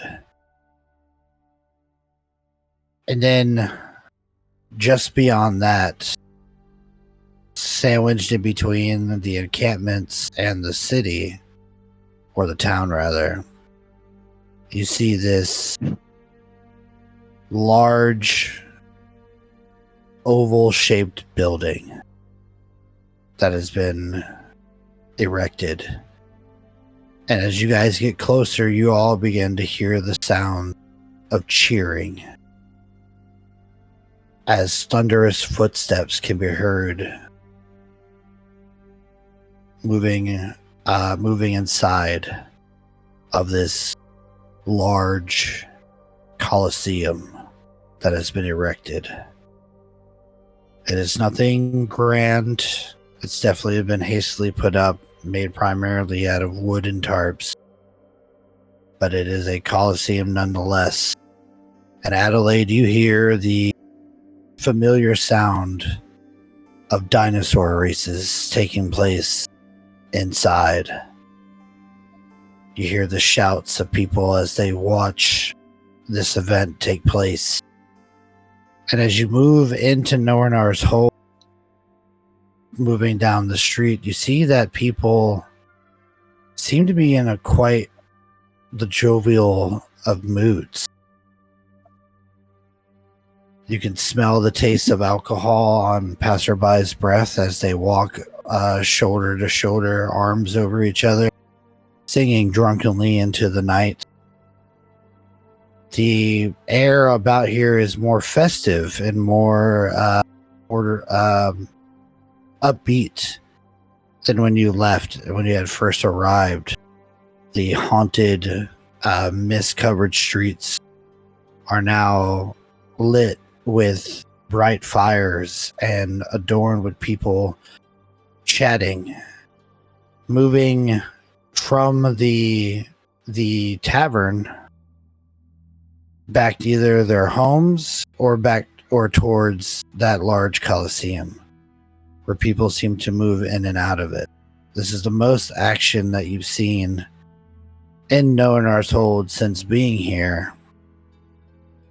But you can see lizard folk drinking with Uthgard warriors who are also sharing tales by bonfires with town folk. Where do you head to?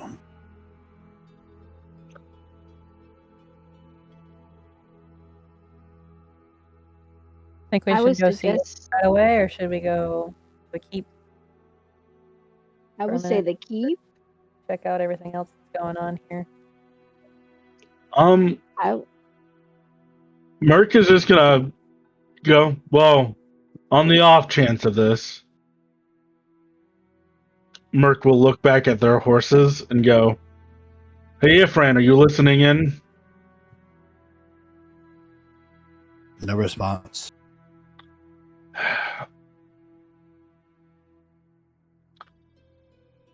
I say we just try to find out where he is and go meet up with him, unless you guys have pressing matters to go to the keep first. I was just thinking we could stable the horses and have Jeeves give them a snack of some kind so that they can recoup in case we have to go back. I wouldn't trust our horses with Jeeves. We'll go to the stables. Fair enough. Okay, so you guys make your way to town. The stables are more towards the White Hart Inn. So you go there, and as you do, you find that there's no stable hands. So you hitch your own horses in the open stables. And as you come back out, you see that the White Hart Inn is quite abuzz with activity. You can hear the sounds of raucous laughter and singing, as well as see the warm glow of a fire roaring in the hearth coming from inside, as some of the patrons come outside to just piss in the snow or pass out.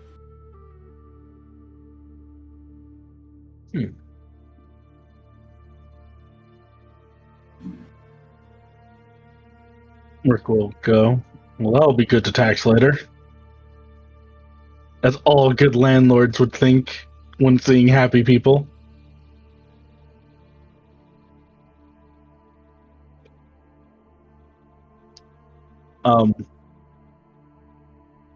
Well, at least the people look happy. Well, let's go to the big top and see what we can. He's can probably do. pulling his.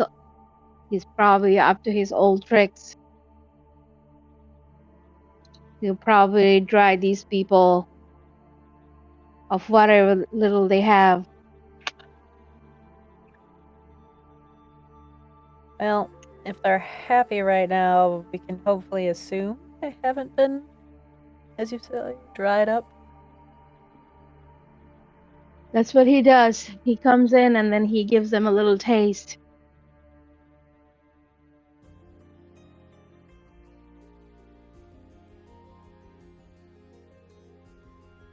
Merc will just go. It seems to be driving business in certain places, so.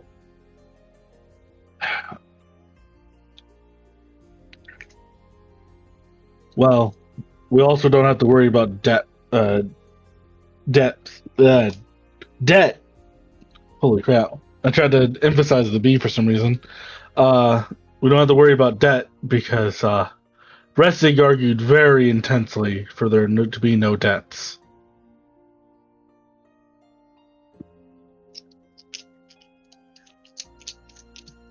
Yes, of course, there should never be any of those ever again.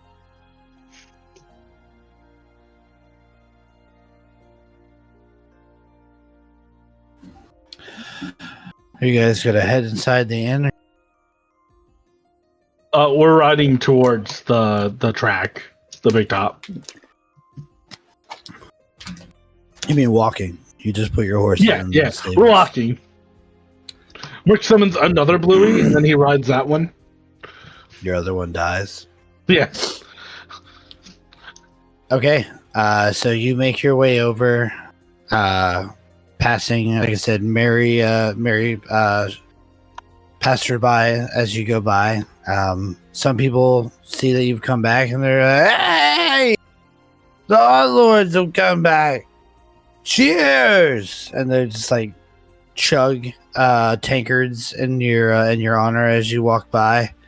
Some of them just give you like a polite hiccup to hello. There is one person that's kind of leaned over, arm against the side of a building, forehead resting against his forearm, taking a leak. Looks up and he's like, "Hey, you guys like rabbits?" Seems And he's got you a pay different him kind no of rabbit mind. hanging out of his pocket. He's like, "Check out this one right here."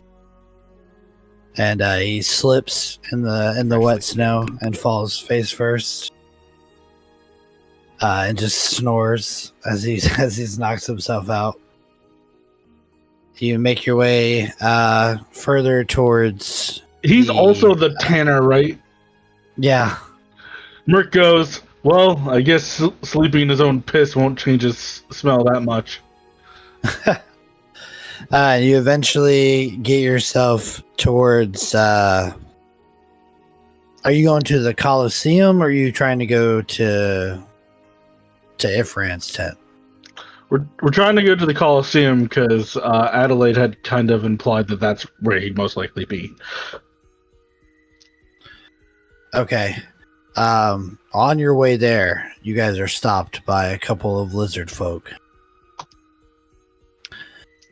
When did you get back? Just now, actually. Dropped off our horses and we came to see Ifran. Well, you're going the wrong way. He's inside of the tents. I'll take you to him. That would be lovely, thank you. So we just spent a bunch of time with the Terraclaw, right? Yep. Merc is going to look. Are there any obvious Terraclaw markings on these lizard folks still? Like, do they have memories, echoes of that, still attachment to their tribe? Yeah. Roll me a perception check. Well, fuck.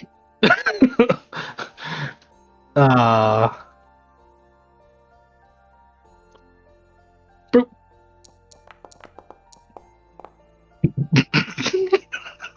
That's a 0. This guy does not seem to have any such insignia or memorabilia or anything adorned on him.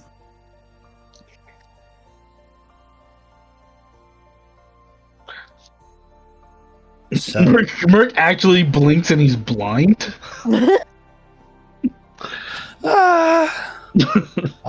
so you are brought, like before, into the encampment, which is a lot emptier than it has been when you guys came here before.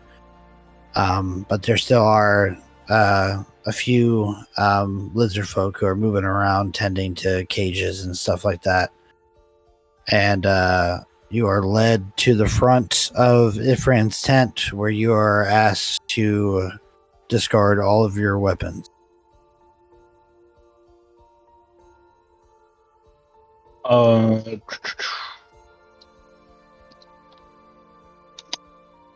Yeah, Merc's gonna shrug off the belt, his weapons. Do they seem to want him to take his shield off? Yeah, anything that could be used offensively. Yeah, he'll take that off too.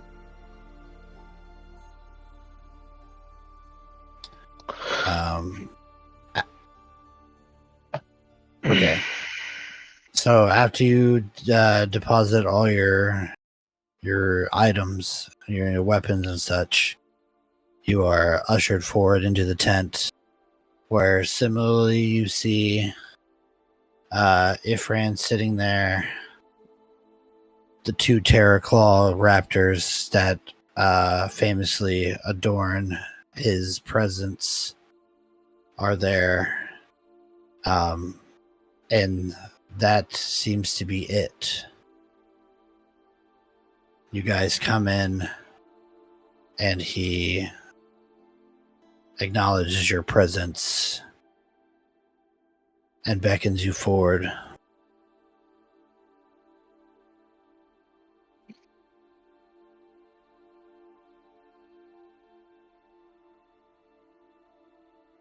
Merc will Hello, approach. Ifran. Hope you are doing well. I am doing just fine. You're back sooner than I'd expected. So, what have you brought me? Where is my egg? We ran into a little bit of trouble. The cave in which we needed to go in to return to the past. Temple, sorry, thank you. The temple in which we needed to go into to return to the past, the entrance caved in. We were unable to enter. However, we did make contact with your tribe, and we had to run an errand for them, as you said we would have to do to earn their trust. And upon returning from said errand, your brother unfortunately attempted to summon the night serpent and is currently being detained, and we asked for a stay of execution, and they granted it to us, and we came here to see you to discuss that matter further. So I send you on a task, and instead of returning with the egg of the Sun Tyrant, you return empty-handed with lies and excuses. Merc is going to like reach into his shirt and pull out the trinket from the chief, the totem.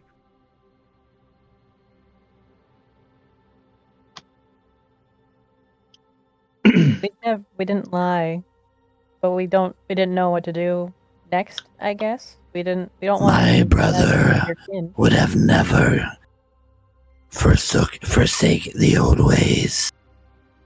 That's why he remained with the tribe and did not come with me.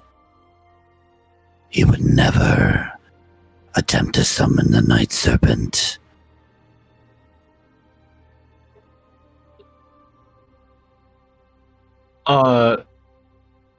We were at the temple, right? Yeah, we flew there. Merc will describe the temple, like as like in a way that only somebody who's like, I saw this thing, could do it. He goes, the priestess, or the shamaness? High priestess. High Sirius. Wrong. High Sirius Crocodile Moon had to confront him herself. And what proof did they send along with this?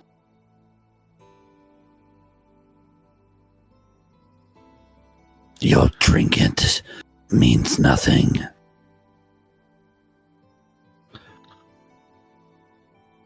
Wasn't there. I don't know if they sent anything back with us. I'm actually thinking, I'm like, did we get a letter or something? I don't. It has been 2 weeks. Chugman could forget. Merc would remember. Millie, you would have had something from High Sirius that is sealed with the Terror Claw insignia. Okay. Millie will reach into her pocket, pull it out, and make sure it was acceptable to approach Ifran, and then hand it to him if that was acceptable.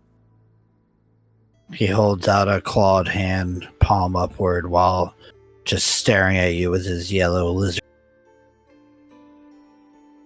Cracks the seal and opens up this scrolled parchment. Takes a moment to read it over. You can see his eyes scanning the page. He crumples it in his hand. So, no egg, but a letter stating that you requested that my brother not be executed right away. And I suppose you think that this is of equal value to me, and that the debt has been paid. No. But we did think it was important for you to know. We also would like to offer, or attempt to offer, and then Merc can chime in. Yeah, Merc will chime in and go, we have treasures from the city of Omu. Show me. Merc will reach in the bag, and he will, he'll first pull out the Moonsea harp, kind of set that down. He'll start pulling out the gemstones. He'll pull out the puzzle cubes.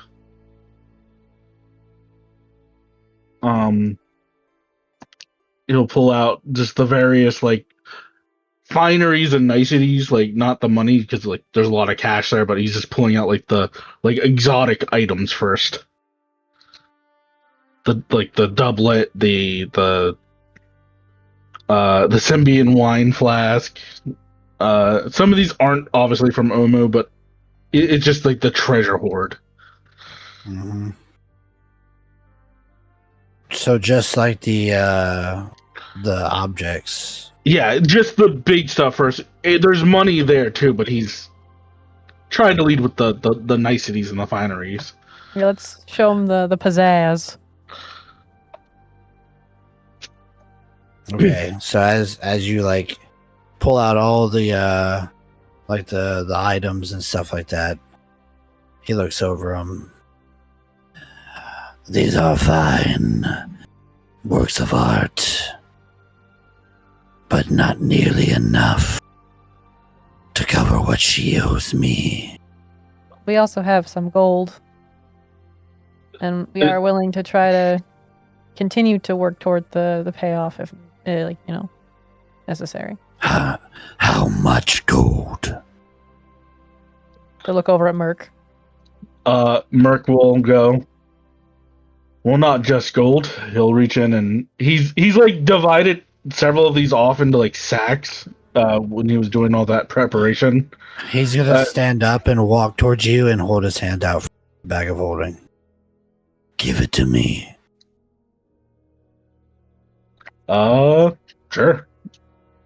He's gonna grab it and dump it, so everything that's in there comes out.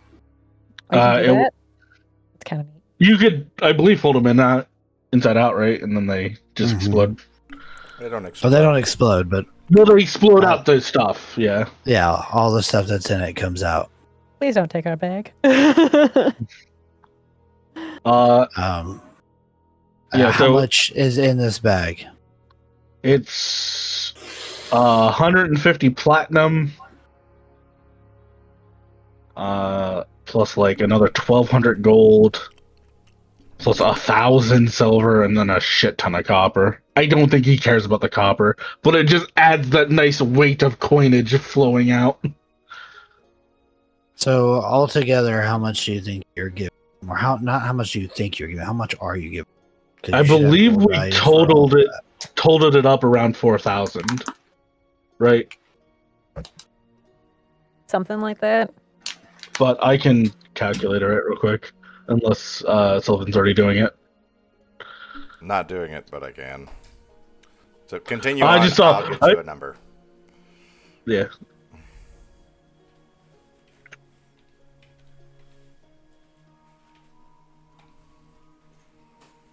Still looks a bit short, if you ask me. You are aware that Adelaide owes me 20,000 gold. Just shy of 3 grand, Right. actually. 29, 21. Alright. Told you so. Merc will go. Would you rather have this and what favors we can offer you, or 20,000 that she's never going to be able to present to you?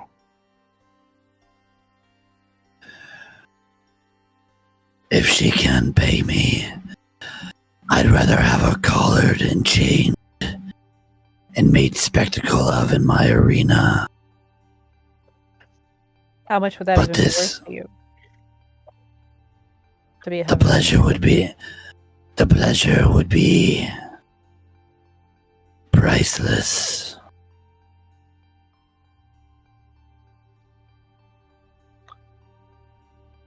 Merc will go. Good.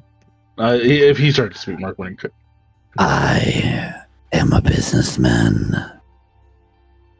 And if you were able to get this much in such a short amount of time, then perhaps you'll be able to get more. You already work for the Zentarum. But the way that I look at it, if you are willing to absorb the costs for Adelaide, then you are all responsible for what she owes. It might not be now, but you can bet that I will call upon you in the future to do a job for me, and I expect no questions. Just details. No questions. No, I mean like details about the assignment. When I have a job that requires you, I expect you to answer, regardless of details. I meant like we need the information to know what to do. I didn't mean to be disrespectful. We'll just wave at Millie. I know how this goes. Millie's not a part of this intro. She doesn't get it.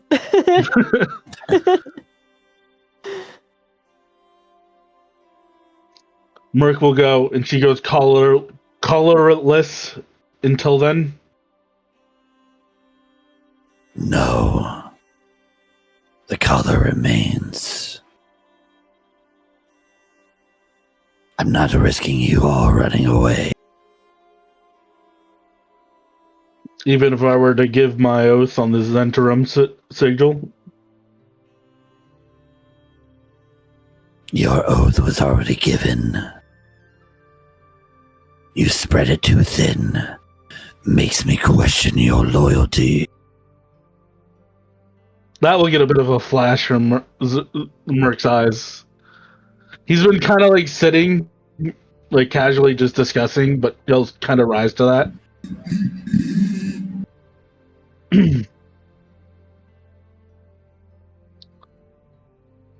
The way I look at it, you already work for us.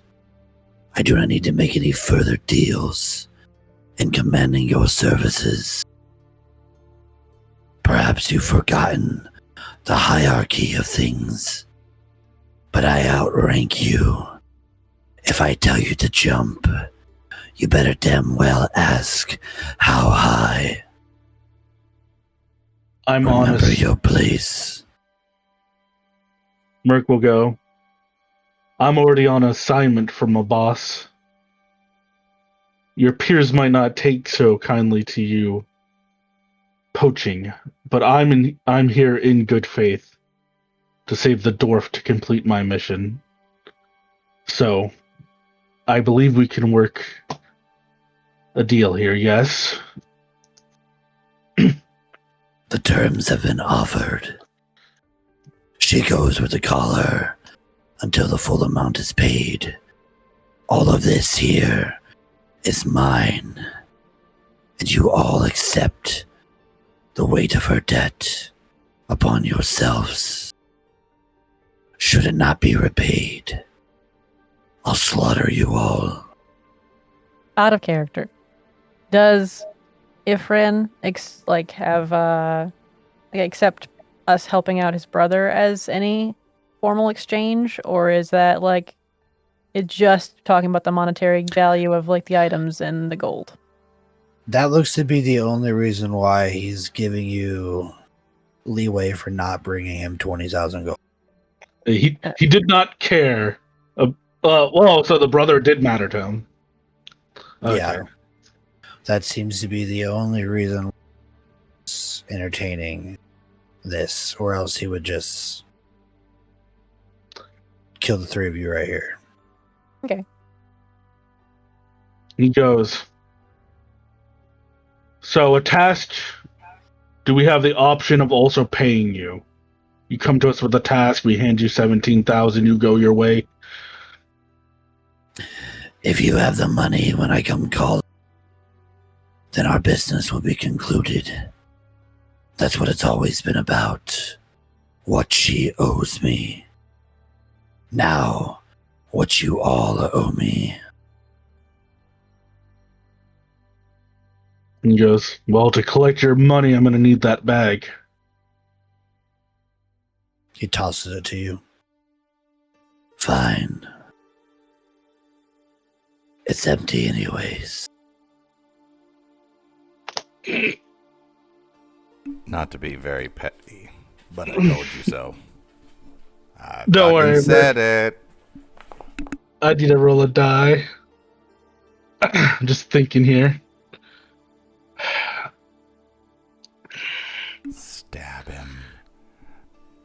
at the highest level divine smite you have. I don't have a Burn weapon, everything. but Merc will go. That's extremely reasonable of you, Ifran. I appreciate that you're willing to give us this leeway. He kind of holds the bag back. He'll rise and start to approach, and kind of drop to a knee, kind of show submission. The raptors, as you approach, like snap at the air in front of you, and you can feel their breath as they breathe in your direction, baring their teeth. I might have another treatment that would be worth your time. Do you have any interest in dragon parts? My interest would be with the full, not parts.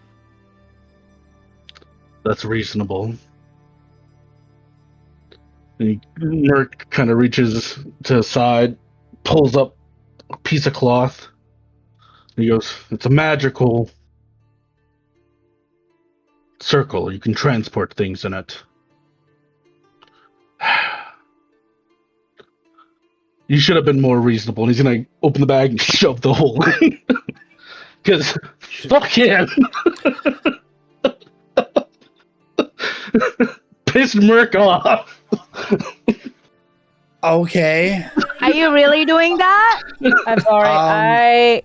My mic, like my headset cut out for a second. I saw Chuck Man moving his mouth. I have no idea what he said. I just shoved a bag of holding portable hole. Because fuck you, Ifran. I need to know right now, Amelia, standing. What? I need to know right now where the two of you are standing. And I don't think it's at the mouth of the tent. Adelaide is outside of the tent. She would have been grabbed with you guys walking. Oh, okay. But so she is in the tent, or she's just outside the tent? She's with you guys. You guys got grabbed by lizard folk on the street. Well, I'd probably be from the sounds of it, Merc was a couple feet from Ifrin, and I'd be probably a couple feet behind him. Just because I was I handed something to Ifrin and then took a couple steps back after that. Merc would have done his best to hope that they're out of the blast range. That's why he got as close as he did. He knelt for it. Okay. Hold on. Wasn't that like... Put yourself where you're at on the map, please. A 10-foot diameter, in case that's what you're wondering. I was trying not to give him that. Well, I feel like probably over in this vicinity. Yeah, like right there, maybe. I don't want to be like in that circle because I don't feel like it'd be easy to get in and out of it. But I don't want to. Yeah, probably like somewhere in there. I'll be pretty close to Millie, right next to her. I mean, Merc was standing here and he moved over there. So I mean, like wherever Merc would have been, I would have gone. Like I would have basically approached him, stood there, gone back, and then probably stood behind or beside where Merc was at. So I don't know where that would be. Where would Merc have been standing, I guess, initially? Would he have been standing where I am? he was like, he always sits in like this chair and just kind of like leans on it. So yeah, I mean, you would be a little bit back, but... So I'd be one more back then. All right, here's what I'm going to do. Millie and dexterity saving throw. Okay. Call inspiration before you roll, guys. What? I've used mine. I haven't gotten it back yet. Me too. I used all mine.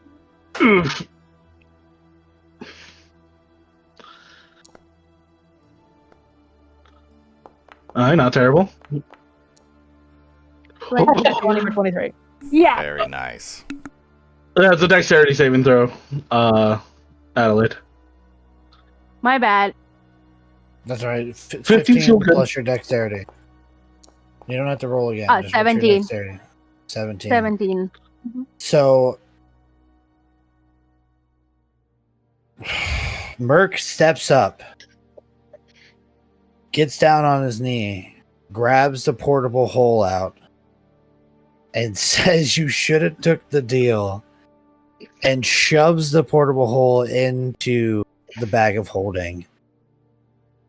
There is a violent inverse of air as a portal rips through the tears into reality. As it opens up, it starts to suck everything in a 10-foot radius. The raptors dig their claws in, trying to hold on, but they are shunted in to this spatial-looking rift.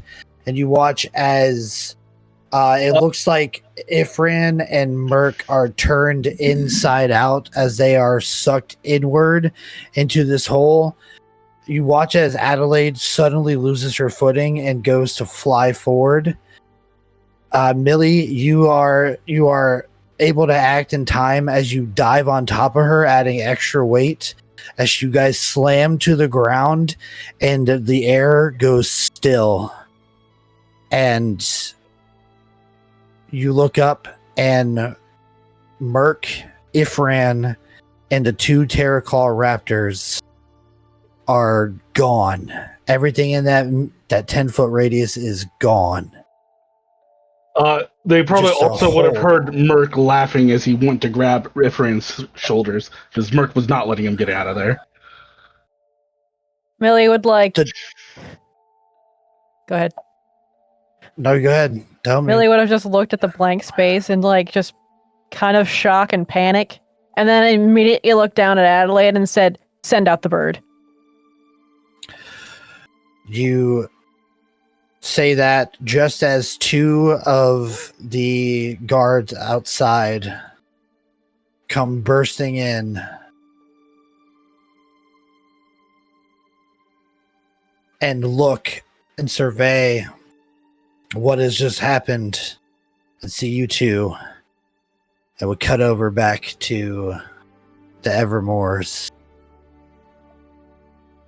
where Bag of Nails, Zurag, and Resig are currently in waiting. The rest of daylight drifts to evening until late at night. Give me perception checks.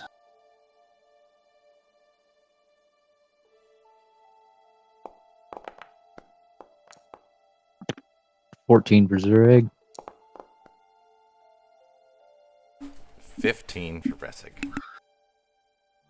15. Let me roll for old Bag of Nails.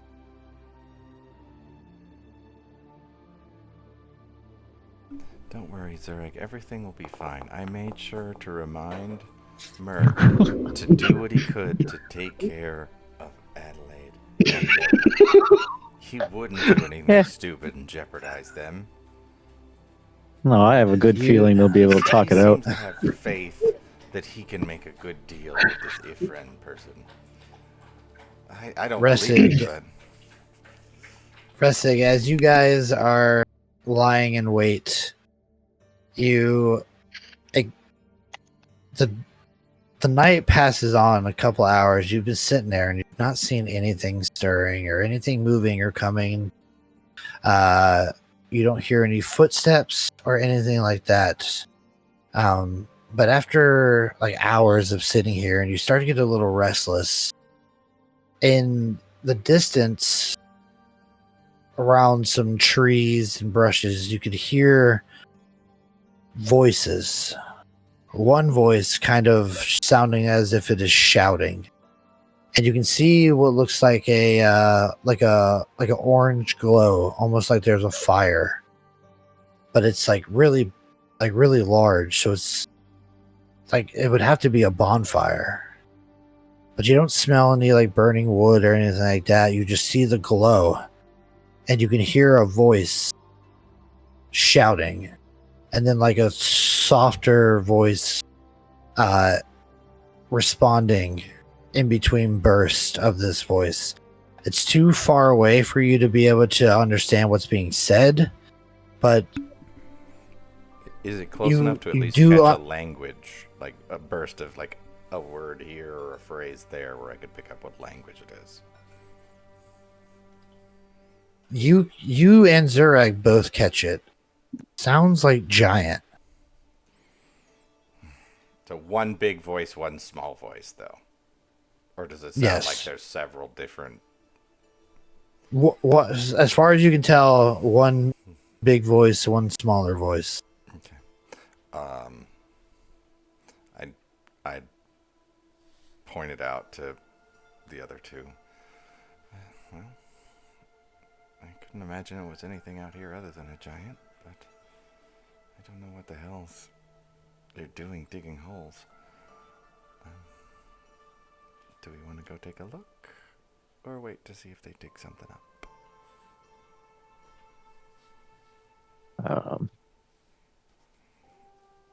Guess that's a question for Bag of Nails too. Whisper, though, Bag of Ah. Nails. Just there's danger out there. You're very loud. It sounds like they're in an argument. Perhaps we can sneak closer, get the jump on them. I like your plan, Bag of Nails. You're gonna go first, right? Follow me. I'm gonna cast Pass Without a Trace. Okay. Just stay close, and you'll be extra sneaky. Okay, so you guys follow Bag of Nails, and he finds like a bit of it's cold, so things have refroze, and he finds like a frozen, more like solid path, and he leads you guys. You come around a number of trees, and you eventually see like the swampy waters of the moors that have kind of gathered in the lower depressions of the hills around here, have started to gather a layer of ice on the top. Give me stealth rolls. All right, plus 10 there, Zurag. Okay. So happy to be out of the chainmail armor, so I don't have disadvantage. Still shit, but 14. it's 22 for Ressig. And about 6 million for Bag of Nails. I rolled pretty bad. 21. Let's see. Okay. So I'm gonna move you guys over here. And I will move the stream over there too. Hiya! Go stream, yay!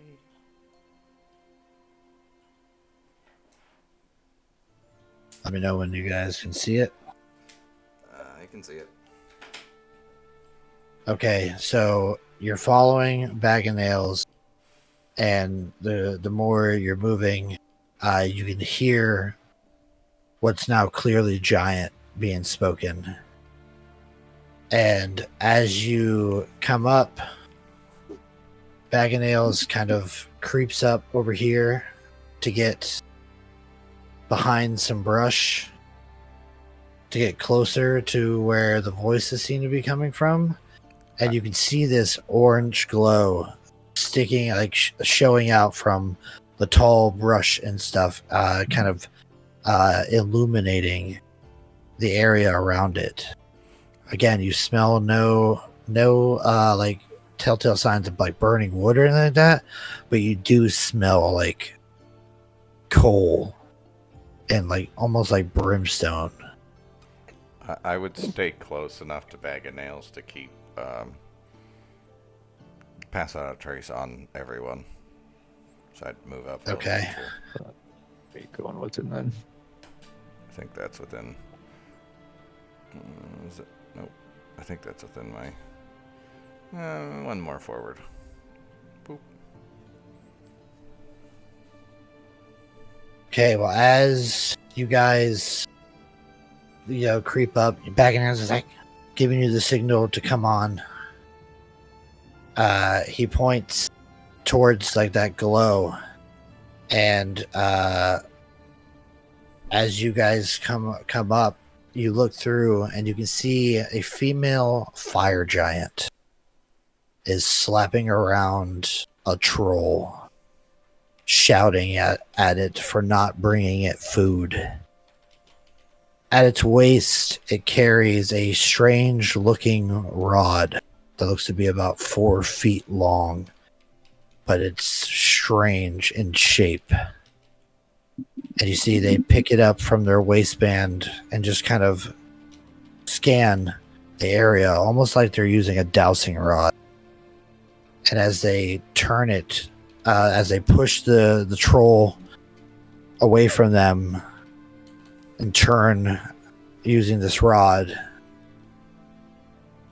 Zurag, you're not able to get into cover fast enough before they see you, and they shout, "Small folk, kill them!"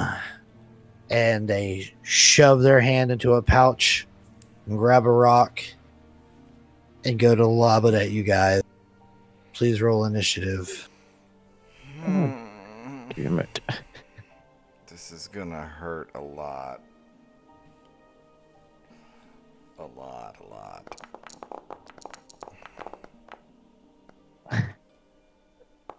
Come on, good things. Nope. That's not good.